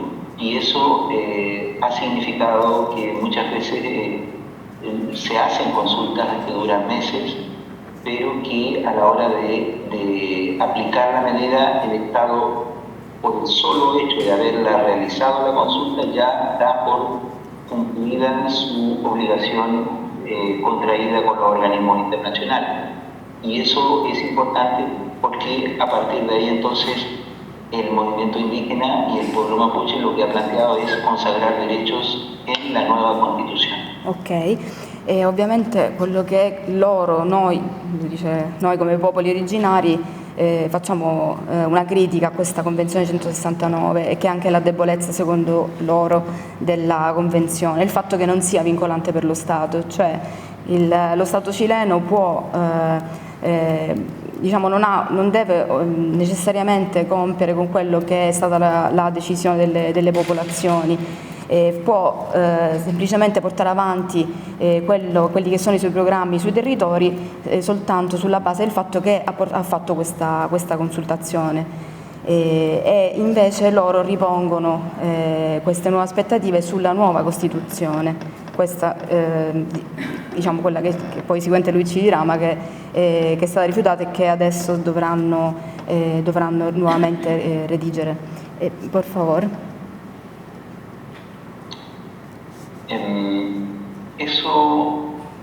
Eso es lo que motivó principalmente la participación indígena en la primera convención, luego o posterior a la revuelta social o al estallido social, en donde habían 17 años o 17 cupos de los 155 convencionales que iban a redactar la nueva Constitución. Por lo tanto, eso fue lo que plantearon estos delegados o convencionales, debido a lo siguiente: en 200 años de historia, nunca en ninguna Constitución ha habido un solo artículo que mencione a los pueblos indígenas. Nunca en 200 años. Y en esta oportunidad el borrador o propuesta de constitución contemplaba alrededor de 50 artículos que beneficiaban directa e indirettamente a los pueblos indígenas. Ok, e tutte queste aspettative sono state riposte, sono state delle motivazioni che hanno portato gli indigeni, i popoli originari a far parte del processo costituente, tant'è che c'erano 17 posti destinati a loro all'interno dell'Assemblea Costituente per redigere questa nuova Costituzione, perché lui ci dice che in 200 anni nessuna Costituzione in Cile aveva fatto riferimento, ne aveva menzionato i diritti dei popoli originari. mentre nella Costituzione che è stata rifiutata del rechazo il 4 di settembre c'erano ben 50 articoli invece che si riferivano ai diritti dei popoli originari. Por favor. Es por eso que se instaló también una visión de la propuesta que planteaba algunos aspectos que eran ciertos y otros que definitivamente no lo eran, como que existía el riesgo de separación, de creación de un Estado mapuche y separarse del Estado de Chile, hecho que nunca fue planteado de esa manera, eso es absolutamente falso, y también de que iban a existir delitos que iban a ser juzgados exclusivamente por autoridades tradicionales mapuche, lo que tampoco es cierto. Se generaron clichés, se generaron estereotipos que hicieron creer a un importante sector de la población de que la situación iba a ser mucho peor si se aprobaba esta nueva constitución. Y por eso también se explica por qué tuvo un importante rechazo, con un 62% de rechazo della proposta costituzionale. Ok, allora, quello che lui dice è che sostanzialmente il fatto che c'erano tutti questi articoli, questi 50 articoli che si indirizzavano ai popoli indigeni, ha fatto crescere una sorta di, come si può dire, la popolazione in generale cilena aveva paura, o comunque sono sorte tantissime fake news attorno a che cosa potessero contenere questi articoli, una sorta di disinformazione. Ad esempio si aveva paura che si costituisse uno Stato altro, uno Stato mapuche separato da quello cileno, o che ci fossero delle autorità o che dei delitti specifici compiuti da mapuche potessero essere giudicati da autorità mapuche. E si sono creati tantissimi stereotipi attorno a questa Costituzione, il che non ha fatto altro che peggiorare, diciamo, a creare una disinformazione generalizzata che poi ha portato al rifiuto, diciamo, a una altissima percentuale di votanti che hanno rifiutato la Costituzione. Sì? Sì? También es necesario considerar que hace un año hubo una elección parlamentaria en Chile, en donde la composición del nuevo Parlamento es más bien de centro a centro derecha en su mayoría. Hay un gobierno que es más bien progresista o de izquierda, pero en el Parlamento la composición alrededor de un 60% es de centro derecha. Y eso es importante tenerlo en consideración por lo siguiente.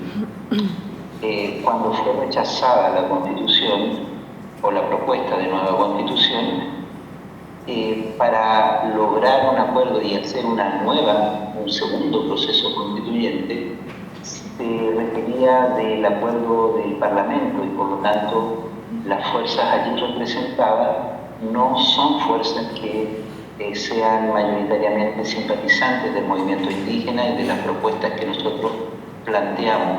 Y eso tiene muchos efectos, sobre todo porque la segunda convención, la de ahora, los pueblos indígenas quedamos severamente afectados, disminuidos en nuestra participación.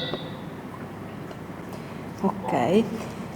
Un'altra cosa importante che lui sottolinea e che vuole condividere è che un anno fa ci sono state le elezioni, diciamo, del Parlamento che hanno portato a un 60% di forze di centrodestra.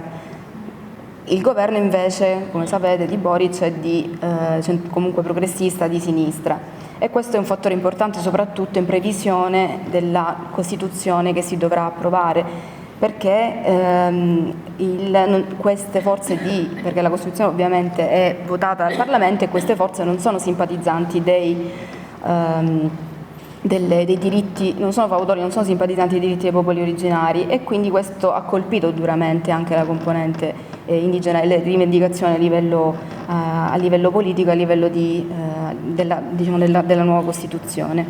Sì. Los derechos que se van a consagrar en la nueva Constitución van a ser redactados por esta convención, la nueva, que ahora se denomina Consejo Constitucional. Y ahí nosotros, con suerte, el pueblo mapuche tendrá un escaño, un solo escaño. Antes tuvimos 17. Y los otros pueblos indígenas, porque en Chile hay 10 pueblos indígenas y representamos en total el 13% de la población, los otros pueblos, desde el punto de vista matemático, aritmético, prácticamente no tienen ninguna posibilidad de estar presentes. Antes todos los pueblos estuvieron presentes en la antigua convención. Y eso entonces no significa que la participación nuestra y la posibilidad de que nuestros derechos y los derechos nuestros derechos colectivos y los derechos de la naturaleza puedan ser consagrados, se han visto objetivamente severamente disminuidos. Es el margen de maniobra y el margen para considerar derechos, como lo habíamos planteado después del estallido, son mínimos. Ok. Diciamo, il Consiglio Costituzionale è l'organo che appunto dovrà redigere questa nuova Costituzione, e lui sottolinea che se nella vecchia Assemblea Costituente c'erano 17, i popoli originari avevano ben 17 posti, in questo, diciamo, Consiglio Costituzionale hanno solamente un posto, ed è, diciamo, sarà preso comunque possibilmente dai Mapuche, che rappresenta il 13% della popolazione, mentre gli altri popoli indigeni, perché i Mapuche non sono soltanto gli unici popoli originari presenti nel paese, aritmeticamente sicuramente non avranno possibilità di essere rappresentati dal Consiglio Costituzionale. Quindi se prima c'erano 17 posti e comunque la Costituzione è stata rifiutata, adesso il margine di manovra diventa ancora inferiore. Sì. Sí.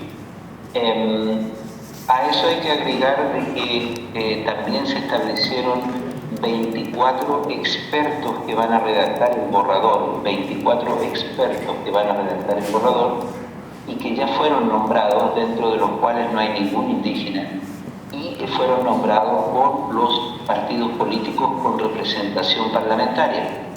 Era parte de un acuerdo. Y por lo tanto, todo lo que diga relación con plurinacionalidad quedó ya fuera, no va a estar, digamos, en el borrador. Ahora, hay un aspecto que también es para que vean, digamos, como la dificultad distinta que tenemos respecto de otros candidatos. Yo soy uno de los dos, hay dos candidatos mapuches en este momento en carrera, y yo soy uno de ellos. Pero la dificultad que tenemos es la siguiente. Nosotros tenemos que hacer campaña en todas las regiones del país, en todas. Esto significa que, por ejemplo, un candidato de Palermo tiene que hacer campaña también en Milán, en Torino o en otra ciudad, en cualquier otra, en todas las regiones de Italia. Y nosotros tenemos escasos recursos. Los otros candidatos tienen que hacer solamente en su respectiva región. Nosotros tenemos que hacerla en todas las regiones del país, y eso tiene un costo adicional muy alto que para nosotros es muy difícil de cumplir, porque existe un padrón único nacional de indígenas y por lo tanto tenemos que ir a todas las regiones. Lo que en la práctica significa que è molto difficile per noi. Ok. Quello che voleva sottolineare è che comunque già sono stati nominati 24 esperti che avranno il compito di redattare la bozza della Costituzione. Tra questi 24 esperti non ci sono indigeni. Questi sono già stati nominati, e quindi ci fa capire come la presenza di 24 esperti che avranno il compito di redattare la bozza, tra questi non ci sono indigeni, farà tirar fuori sicuramente il carattere plurinazionale della Costituzione. E un'altra difficoltà che lui vede. Sí, esos son una serie de trabas que tenemos distintas, digamos, al resto de la población, y eso va a dificultar nuestra participación, porque hay sectores conservadores que dieron señalaba la profesora anterior, creo que puede entenderse como una muestra de discriminación, una suerte de segregación o apartheid desde el punto de vista de no tener una participación real, y por otro lado también como un obstáculo a la forma de crecimiento y desarrollo económico como lo tienen en mente sectores conservadores en Chile, y que son los que ganaron en este plebiscito con un 62%. Eso. Ok, diciamo che ovviamente, come potete capire, il fatto che già ci siano soltanto 2 candidati che debbano fare tutta una campagna elettorale in tutto il paese con pochissime risorse, come anche ha detto la professoressa precedentemente, rafforza quell'idea di discriminazione, anzi lui parla di apartheid, segregazione del popolo mapuche, dei popoli originari, soprattutto del popolo mapuche, che li vuole allontanare dall'avere una partecipazione più ampia, dal farli partecipare, e questo fa sicuramente comodo a tutta quella fascia di parlamentari che sono vicini, che sono il 60%. Derechos educativos y lingüísticos, consagrar el mayor número de resguardos a los bienes naturales, como es el mar, como son los bosques nativos, como es el agua, consagrar el agua como un derecho humano fundamental. También, por cierto, avanzar en lo más que podamos en lo que es el resguardo de los territorios indígenas, y reparar lo que para nosotros es una deuda histórica respecto de lo que fue el tratamiento genocida que tuvo el Estado de Chile, en lo que explicaba la expositora anterior en el periodo de la pacificación de la Araucanía, en donde a partir de ahí nosotros fuimos despojados de nuestro territorio. Darles un ejemplo: Benetton tiene alrededor de 900.000 hectáreas y el pueblo mapuche de Argentina y Chile debe estar alrededor de 700.000, o sea, una empresa italiana tiene más territorio mapuche que todo el pueblo mapuche de Argentina y de Chile juntos. Un momento. Ok. E nonostante questo, quello che loro faranno è cercare di far valere, di salvaguardare alcuni dei diritti importanti dei popoli originari. Sicuramente proveranno a fare, a farli valere anche attraverso istanze popolari, attraverso le municipalità. Lui parlava di diritti educativi, parlava anche del mare, dell'acqua, inteso come diritto fondamentale, e soprattutto parlava anche della salvaguardia del territorio mapuche, perché quello che vorrebbero far valere è appunto cercare di coprire, di colmare questo debito storico, come lo chiama lui, genocida, come anche la Cleli ha detto precedentemente, rispetto a quella che è stata la politica di pacificazione del paese, che ha portato a una serie di espropriazioni, a un'enorme espropriazione di territori mapuche. E poi ha fatto l'esempio della Benetton. Mi sono persa alcune percentuali, gli ettari, però sostanzialmente la Benetton ha quanto? 900.000 ettari di 900.000, gracias. Ma hablas italiano? Sto para saber. 900.000 ettari di terreno più dei mapuche d'Argentina e Cile. Gracias, Aliwen, por favor. Sí, para ir terminando,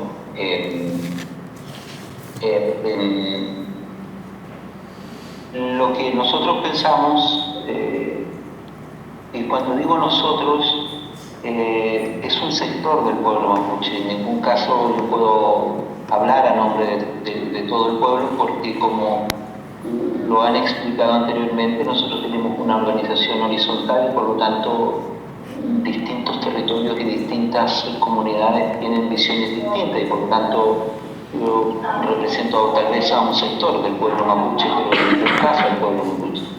Entonces, lo que quiero decir es de que el estallido y la revuelta social instaló un proceso constituyente que va a terminar ahora en diciembre de este año, termina en diciembre. Por lo tanto, ese ciclo histórico que que es extraordinario, por así decirlo, un paréntesis histórico extraordinario, va a arrojar un nuevo escenario y una nueva correlación de fuerzas y una nueva constitución.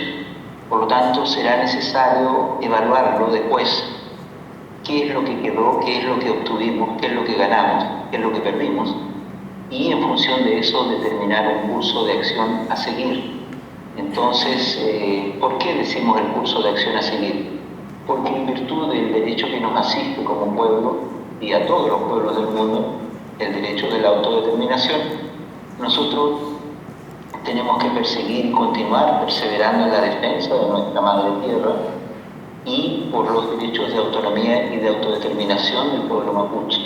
Eso es un objetivo estratégico que no vamos a renunciar independientemente de los derechos que se consagren en la Constitución. O sea, la defensa de la madre tierra y la liberación del pueblo mapuche van más allá de una coyuntura histórica, y así como nosotros supimos enfrentar al Imperio Español, antes al Imperio Inca y ahora al Estado chileno, estamos seguros que vamos a poder superar un modelo neoliberal de desarrollo, si no es ahora, más temprano che tardi. Eso es. Muchas gracias por su attenzione. Allora, lui dice noi, diciamo, faccio una sintesi perché ha detto tantissime cose, spero di poterle condividere tutte, in quanto ovviamente lui parla a nome di un settore della popolazione dei popoli originari, perché lui rappresenta una parte del popolo mapuche, perché come è stato detto anche prima, i Mapuche hanno una struttura orizzontale e quindi diciamo, ci sono anche diverse visioni all'interno. Loro diciamo, cercheranno di approfittare o comunque utilizzare questo nuovo scenario politico che si è rivelato in Cile anche grazie alle proteste del 2019, all'estallido, alle nuove proteste sociali che hanno messo in campo questo processo costituzionale. Cercheranno di approfittare di questa, che è comunque un processo che si chiuderà a dicembre, di approfittare di questo anche in particolare scenario politico per portare avanti i loro diritti. Ma in ogni caso loro andranno avanti perché hanno resistito agli Inca, hanno resistito agli spagnoli, hanno resistito ai cileni e continueranno avanti nella resistenza di quelli che sono per loro i diritti fondamentali, che sono il diritto della madre terra e il diritto della liberazione dei Mapuche. E ci ringrazio.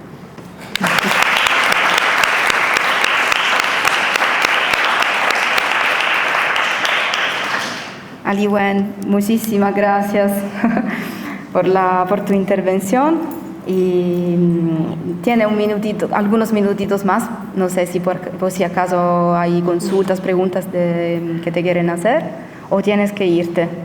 Sí. ¿Sí? No, espero las consultas, las preguntas. Ok. Grazie mille. Aprirei subito il dibattito se c'è qualche domanda per Eliwen.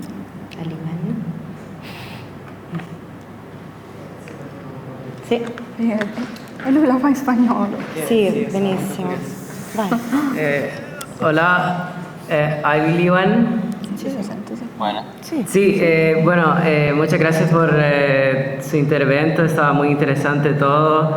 Me gustó mucho conocer acerca de los mapuches. Mi pregunta es como más curiosa acerca de la relación que tiene el pueblo mapuche con la tierra.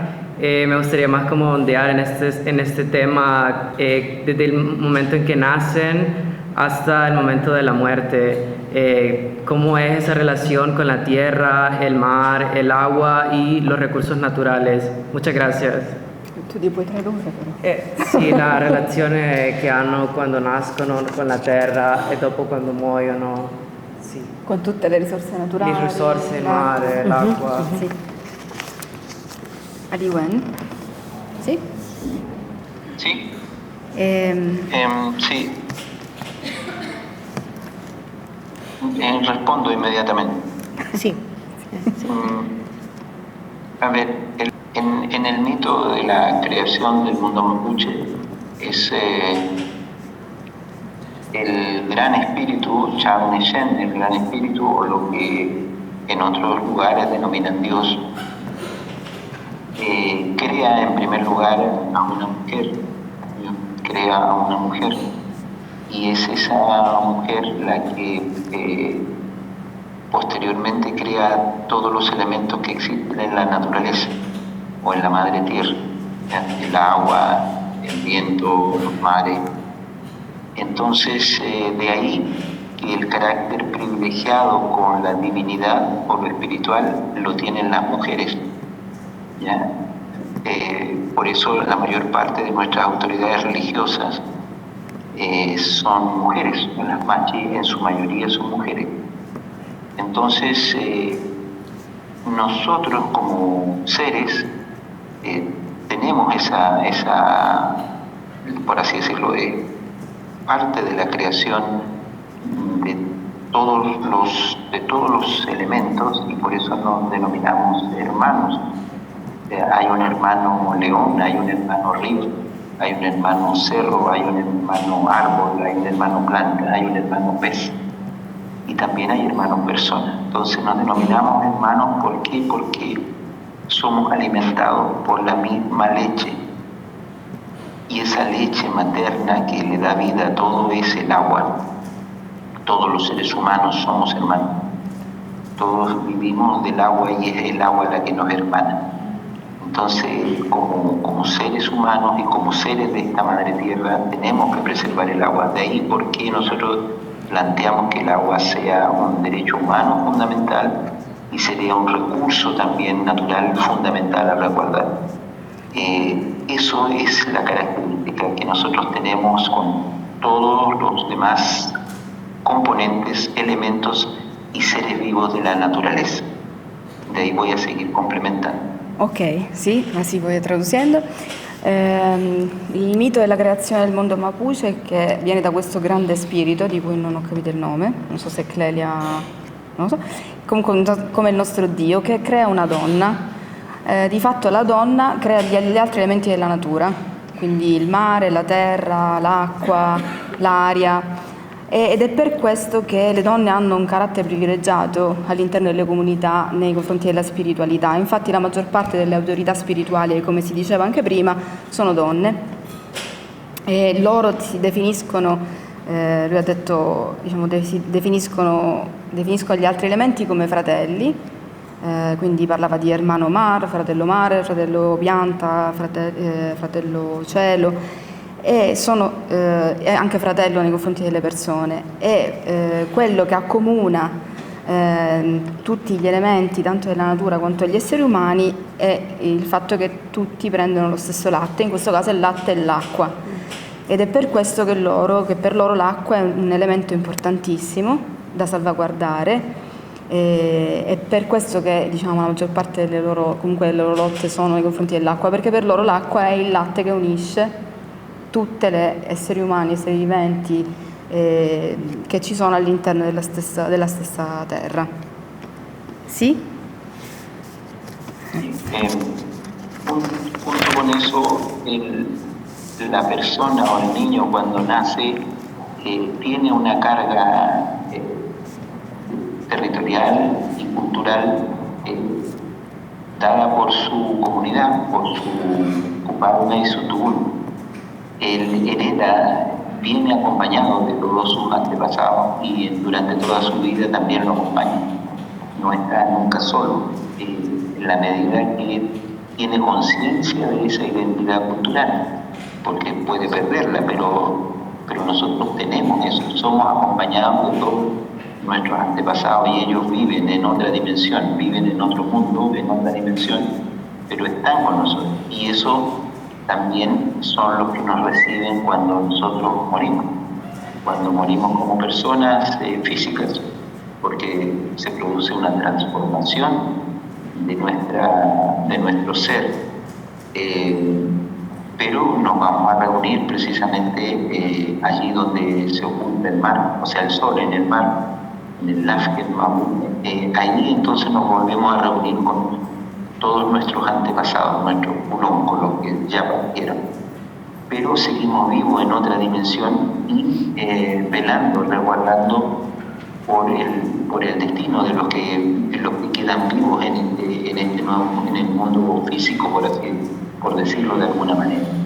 Entonces, es una continuidad en este territorio, es una continuidad de la vida, y eso es lo que nosotros hemos querido resguardar durante milenios, que es la defensa de nuestro pueblo que vive en distintas dimensiones, pero también de la naturaleza que tiene espíritu, que tiene dueño.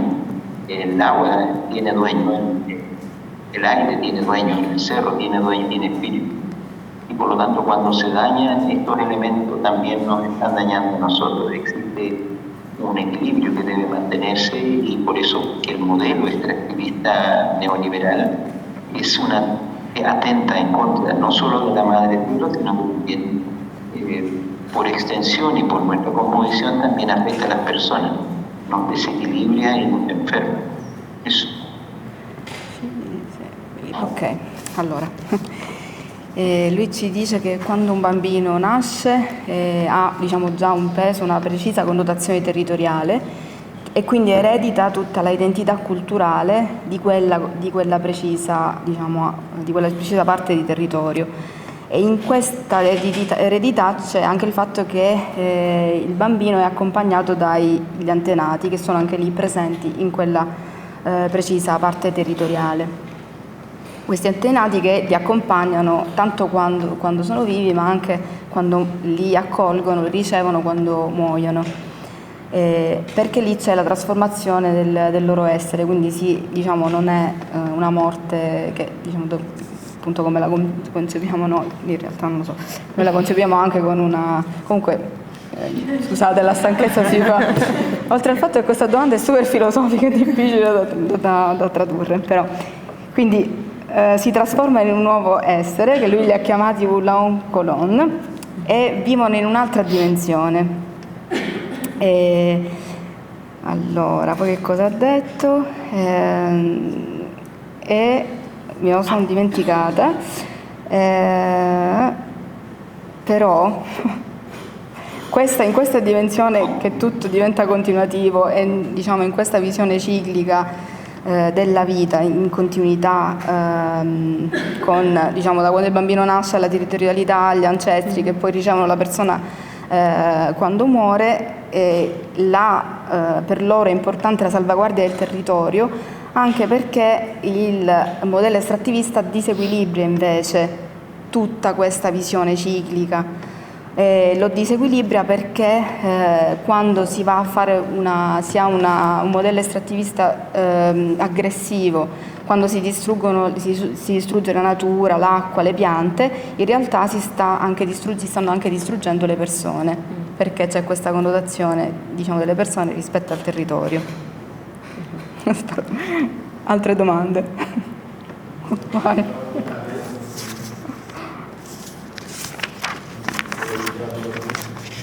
Riguardo la Costituzione che era stata tentata di essere approvata, se pensa che questa potesse essere stata spiegata meglio alla popolazione, perché prima abbiamo visto i simboli mapuche ovunque, poi arriva la sorpresa, no, abbiamo paura di questi popoli indigeni che potrebbero avere troppo potere, quindi la prima domanda è se questa potesse essere stata spiegata meglio. E la seconda è sulla futura Costituzione che, se non ho capito male, verrà riscritta entro dicembre. In teoria a dicembre, cioè in teoria a maggio, ma se poi possiamo chiederglielo. Ok, a maggio ci sono le votazioni. Okay. Se secondo lui, cioè, le norme sui popoli indigeni possono essere riscritte magari in un modo che possono essere accettate dalla popolazione, ma comunque mantenendo i loro diritti. Ok, allora se capisco bene, la prima domanda è... Potrebbe essere spiegata meglio la ma spiegata meglio dalla... Cioè, se è stata rifiutata anche perché è stata spiegata... Ok, alle persone, e l'altra... Ok, tanto faccio la prima. Aliwen, una pregunta más. No, en realidad son dos. La primera es, según tú, si la Constitución hubiera... cuánto una explicación no correcta de la Constitución afectó a la aprobación de la misma y llegó de hecho a este rechazo el 4 de septiembre. Sí, claro. Yo diría una de las causas importantes del rechazo. Alrededor del 90%, sí, más o menos, 90-92% de los medios de comunicación de masa están concentrados en los sectores conservadores que llamaron a rechazo. Por lo tanto, en ese margen de un 8 a un 10% de los otros medios, yo creo que faltó, digamos, hacer esa comunicación adecuada, con tiempo. Creo que ese fue incluso un error de parte de los convencionales que estaban ahí, porque estuvieron en una tribuna mediática importante durante ese periodo, un año. Ellos tuvieron un año, esta nueva convención dura 6 meses, y por lo tanto no se dieron ese tiempo de hablar con las organizaciones sociales y con los medios de comunicación para que se explicara bien el contenido de la Constitución. Fue determinante no haber explicado y no haber comunicado bien. Sin lugar a dudas, yo diría que el acierto de parte de los sectores conservadores estuvo en una adecuada política de comunicación de parte de ellos. Lamentablemente eso incluía noticias falsas. Eso también es así, pero su campaña de comunicación fuera de la convención fue lo que a ellos les dio el triunfo. Y por lo tanto ahora es uno de los principales desafíos a considerar, una buena campaña de comunicación respecto de los reales contenidos que se proponen para la defensa de los derechos colectivos del pueblo indígena. Ok. Sì, di fatto è stata una delle cause importanti del rifiuto. Lui dice che il 90-92% dei mezzi di informazione sono nelle mani del settore conservatore e che sicuramente questo ha comportato la creazione di una narrazione falsa rispetto alla nuova Costituzione e che poi ha portato a questa percentuale così alta del rifiuto della Costituzione. Però un altro errore è stato anche da parte di chi materialmente sta scrivendo la Convenzione, perché non ha parlato con le associazioni, con i gruppi, e per spiegare effettivamente il contenuto di una Costituzione, aggiungo io, che aveva un sacco di articoli al suo interno, quindi non di facile anche comprensione. Una delle sfide che lui appunto, quindi quella che diventa per loro la sfida, quindi fare una buona campagna per questa nuova Costituzione, in realtà è stata la vittoria per il rifiuto della Costituzione del 4 settembre da parte della parte conservatrice della popolazione, quindi anche tutta una sorta di macchina del fango, notizie false che si sono create attorno che hanno portato al rifiuto, che gridavano al rifiuto, perché c'era il rechazo contro diciamo chi invece voleva applicare. Sì. L'altra pregunta? Sì, la seconda domanda era qual è la prospettiva per la nuova riscrittura della Costituzione, ossia cioè adesso come sta venendo materialmente riscritta. Io penso anche al confronto con la Costituzione italiana, dove le province autonome, le regioni autonome sono tutelate in termini molto generali e poi si rimanda a accordi tra Stato e queste province. Cioè se c'è un modo di riscrivere queste norme, perché 50 articoli in effetti sono tanti e potrebbero in un certo senso aver contribuito anche a spaventare, tra virgolette, l'opinione pubblica, se magari c'è un modo più generale di includere queste norme per comunque ottenere la tutela di chi hanno bisogno. Ok, anche se lui aveva anche già detto prima che 24 già esperti sono stati chiamati per scrivere la bozza, quindi sono stati già nominati, ma io gli posso chiedere qual è il work in progress? Diciamo cosa ci sarà, cosa stanno facendo, esatto. Magari.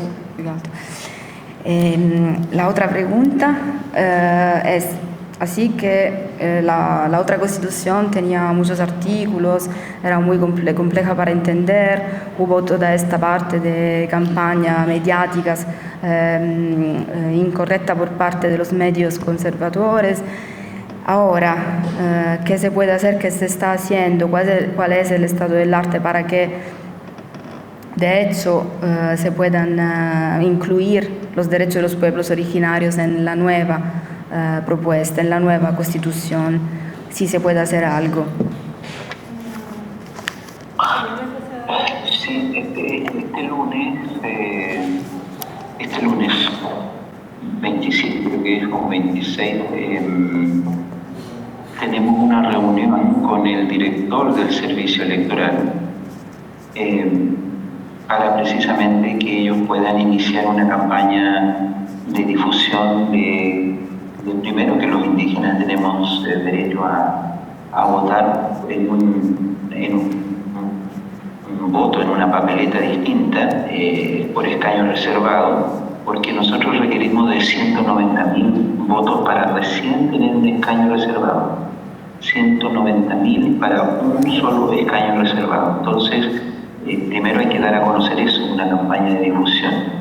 Y también, por cierto, después, como son campañas nacionales, insisto en eso, una organización o 20 organizaciones no pueden, o sea, nosotros vamos a conocer estos planteamientos, estas demandas, pero nuestro impacto o llegada es muy reducido.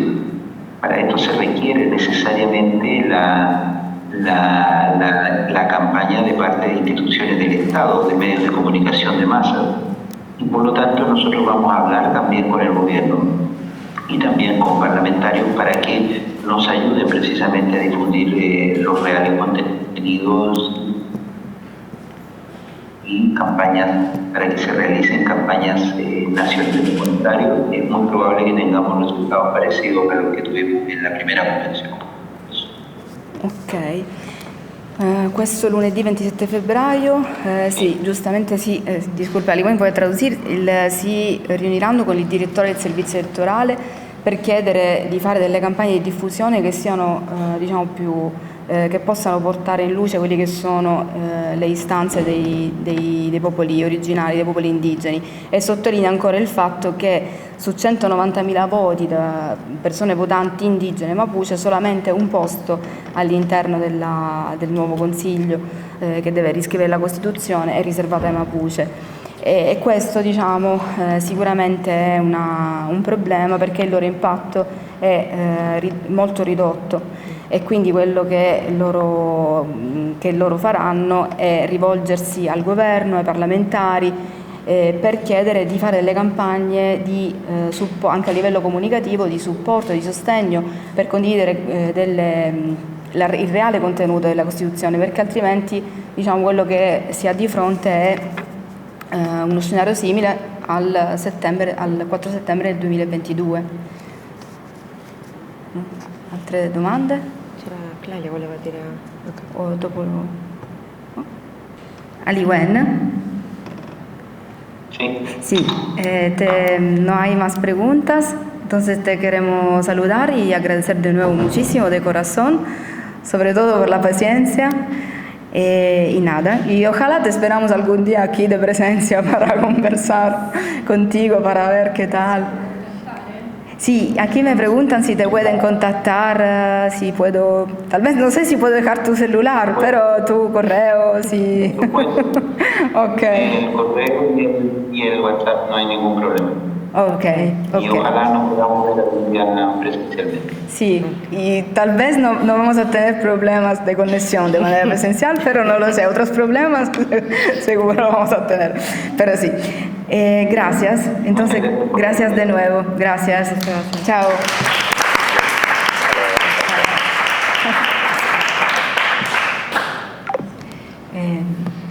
Sì, ok, ci sono altre domande, commenti?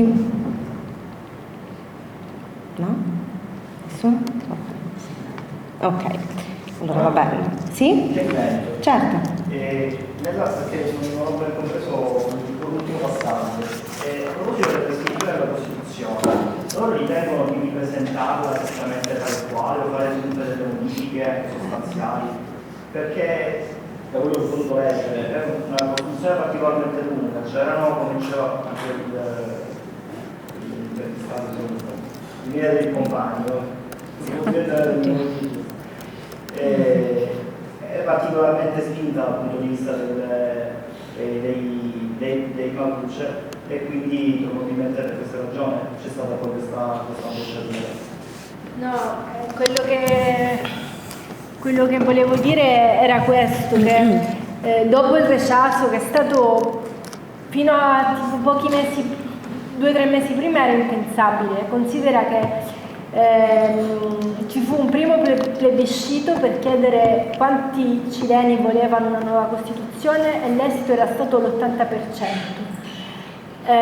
L'elezione dell'Assemblea Costituente ha visto un 80% di persone che non avevano alcuna esperienza politica e che non erano affiliati a partiti. Quindi c'era una volontà di cambiamento enorme. Sono successe varie cose ovviamente, ma dopo questo rechazo, che è stato un po' una sorpresa anche se ovviamente più si avvicinava al plebiscito più c'era sentore, tantissimi analisti delle elezioni hanno chiamato le persone chiedendo se hai votato rechazo quali elementi della Costituzione che è stata presentata non ti piacevano, e nel 90% venivano addotte delle ragioni che non erano presenti nella Costituzione.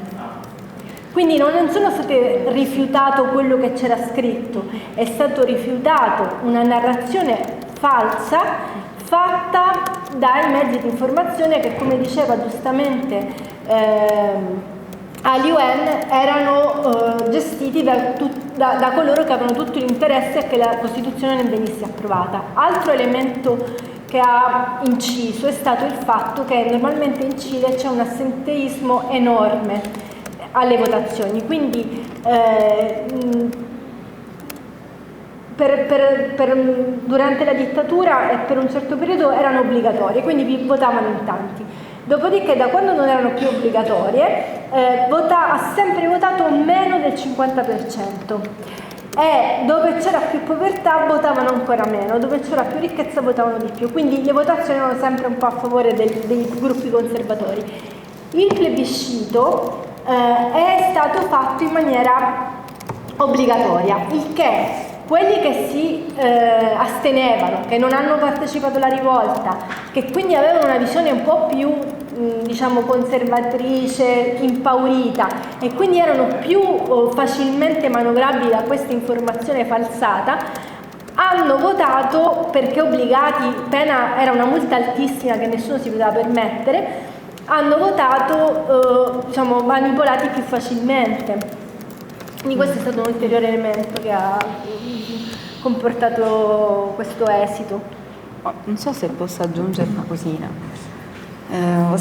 Quando sono stata in Cile a novembre, sempre noi lì abbiamo un progetto, e appunto mi sono trovata a parlare con Ali Wende rispetto al rifiuto della Costituzione, perché noi, almeno perlomeno dall'Italia, avevamo l'idea sicuramente la Costituzione va a passare perché l'estallido, si è creato questo forte diciamo, movimento che vuole il cambiamento. In realtà poi ci siamo resi conto che almeno i cileni in quel caso, le cileni sono stati schizofrenici, quindi da una parte sì, vogliamo il cambiamento, dall'altra un rifiuto totale rispetto alla Costituzione. E un altro dato che volevo condividere con voi, assurdo, che mi aveva detto Liwen quando ero giù, è che a votare per lo più per il rechazo erano stati i Mapuche del sud, sì, mentre i Mapuche di Santiago, perché generalmente i Mapuche in Cile si trovano diciamo, la maggior parte dei Mapuche vive a Santiago, comunque nella città, soprattutto anche per tutta questa questione delle terre che sono state tolte loro durante, diciamo,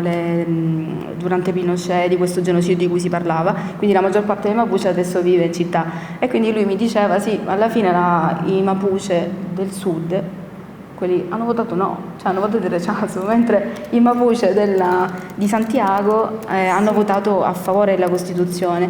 E questo secondo me, a parte essere un campanello d'allarme di questa schizofrenia politica, sociale, e anche non dà elementi anche per poter analizzare effettivamente quello che poi è successo rispetto alla Costituzione. Sì, allora è anche vero una cosa, è vero che tantissimi Mapuche hanno votato contro la Costituzione perché hanno un'enorme sfiducia, anche giustificata, verso tutto quello che viene dallo Stato cileno. E bisogna dire che sì, preamboli meravigliosi, diritti della natura, ma c'è stato per esempio proprio sulla questione delle risorse naturali un accordo veramente al ribasso, perché nella Costituzione di Pinochet, che è quella attuale, c'è scritto che le risorse naturali sono beni comuni, proprio si usa questa terminologia, ma questi beni comuni che appartengono, non possono essere espropriati, possono essere dati in gentili concessioni alle aziende private che li gestiscono e ne fanno profitto. Quindi in qualche modo gli togli l'aspetto, diciamo, grave del gestire un bene e soltanto i benefici.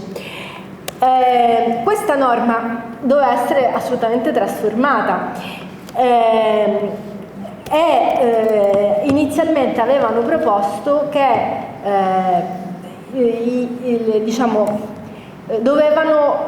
se volevano utilizzare le risorse naturali dovevano pagare un indennizzo enorme le aziende private. Dato che quella lì è il tema del contendere, hanno fatto un accordo con le popolazioni indigene dicendo: se noi vi riconosciamo alcuni territori di autodeterminazione, voi ci mantenete quella norma vecchia in cui ci sono le concessioni gratuite sulle risorse naturali del paese, e hanno accettato i costituenti indigeni. Quindi in realtà ci sono state tantissime concessioni che però non sono piaciute alle popolazioni, giustamente non sono piaciute alla popolazione indigena, e quindi c'è stata una forma di dissenso, diciamo, a ragion veduta, anche se poi uno poteva fare un discorso di realpolitik, intanto prenditi quello che c'è e poi, però diciamo le ragioni del rifiuto anche tra i popoli indigeni non sono campate in aria totalmente. Potrebbe essere anche questa la motivazione per cui quelli del sud hanno votato contro e quelli di Santiago che sono magari usati. Grazie. Bene. No, io direi di lasciare le nostre colleghe libere. Finisce lo stagio. Grazie mille. Grazie Claudia per l'intervento.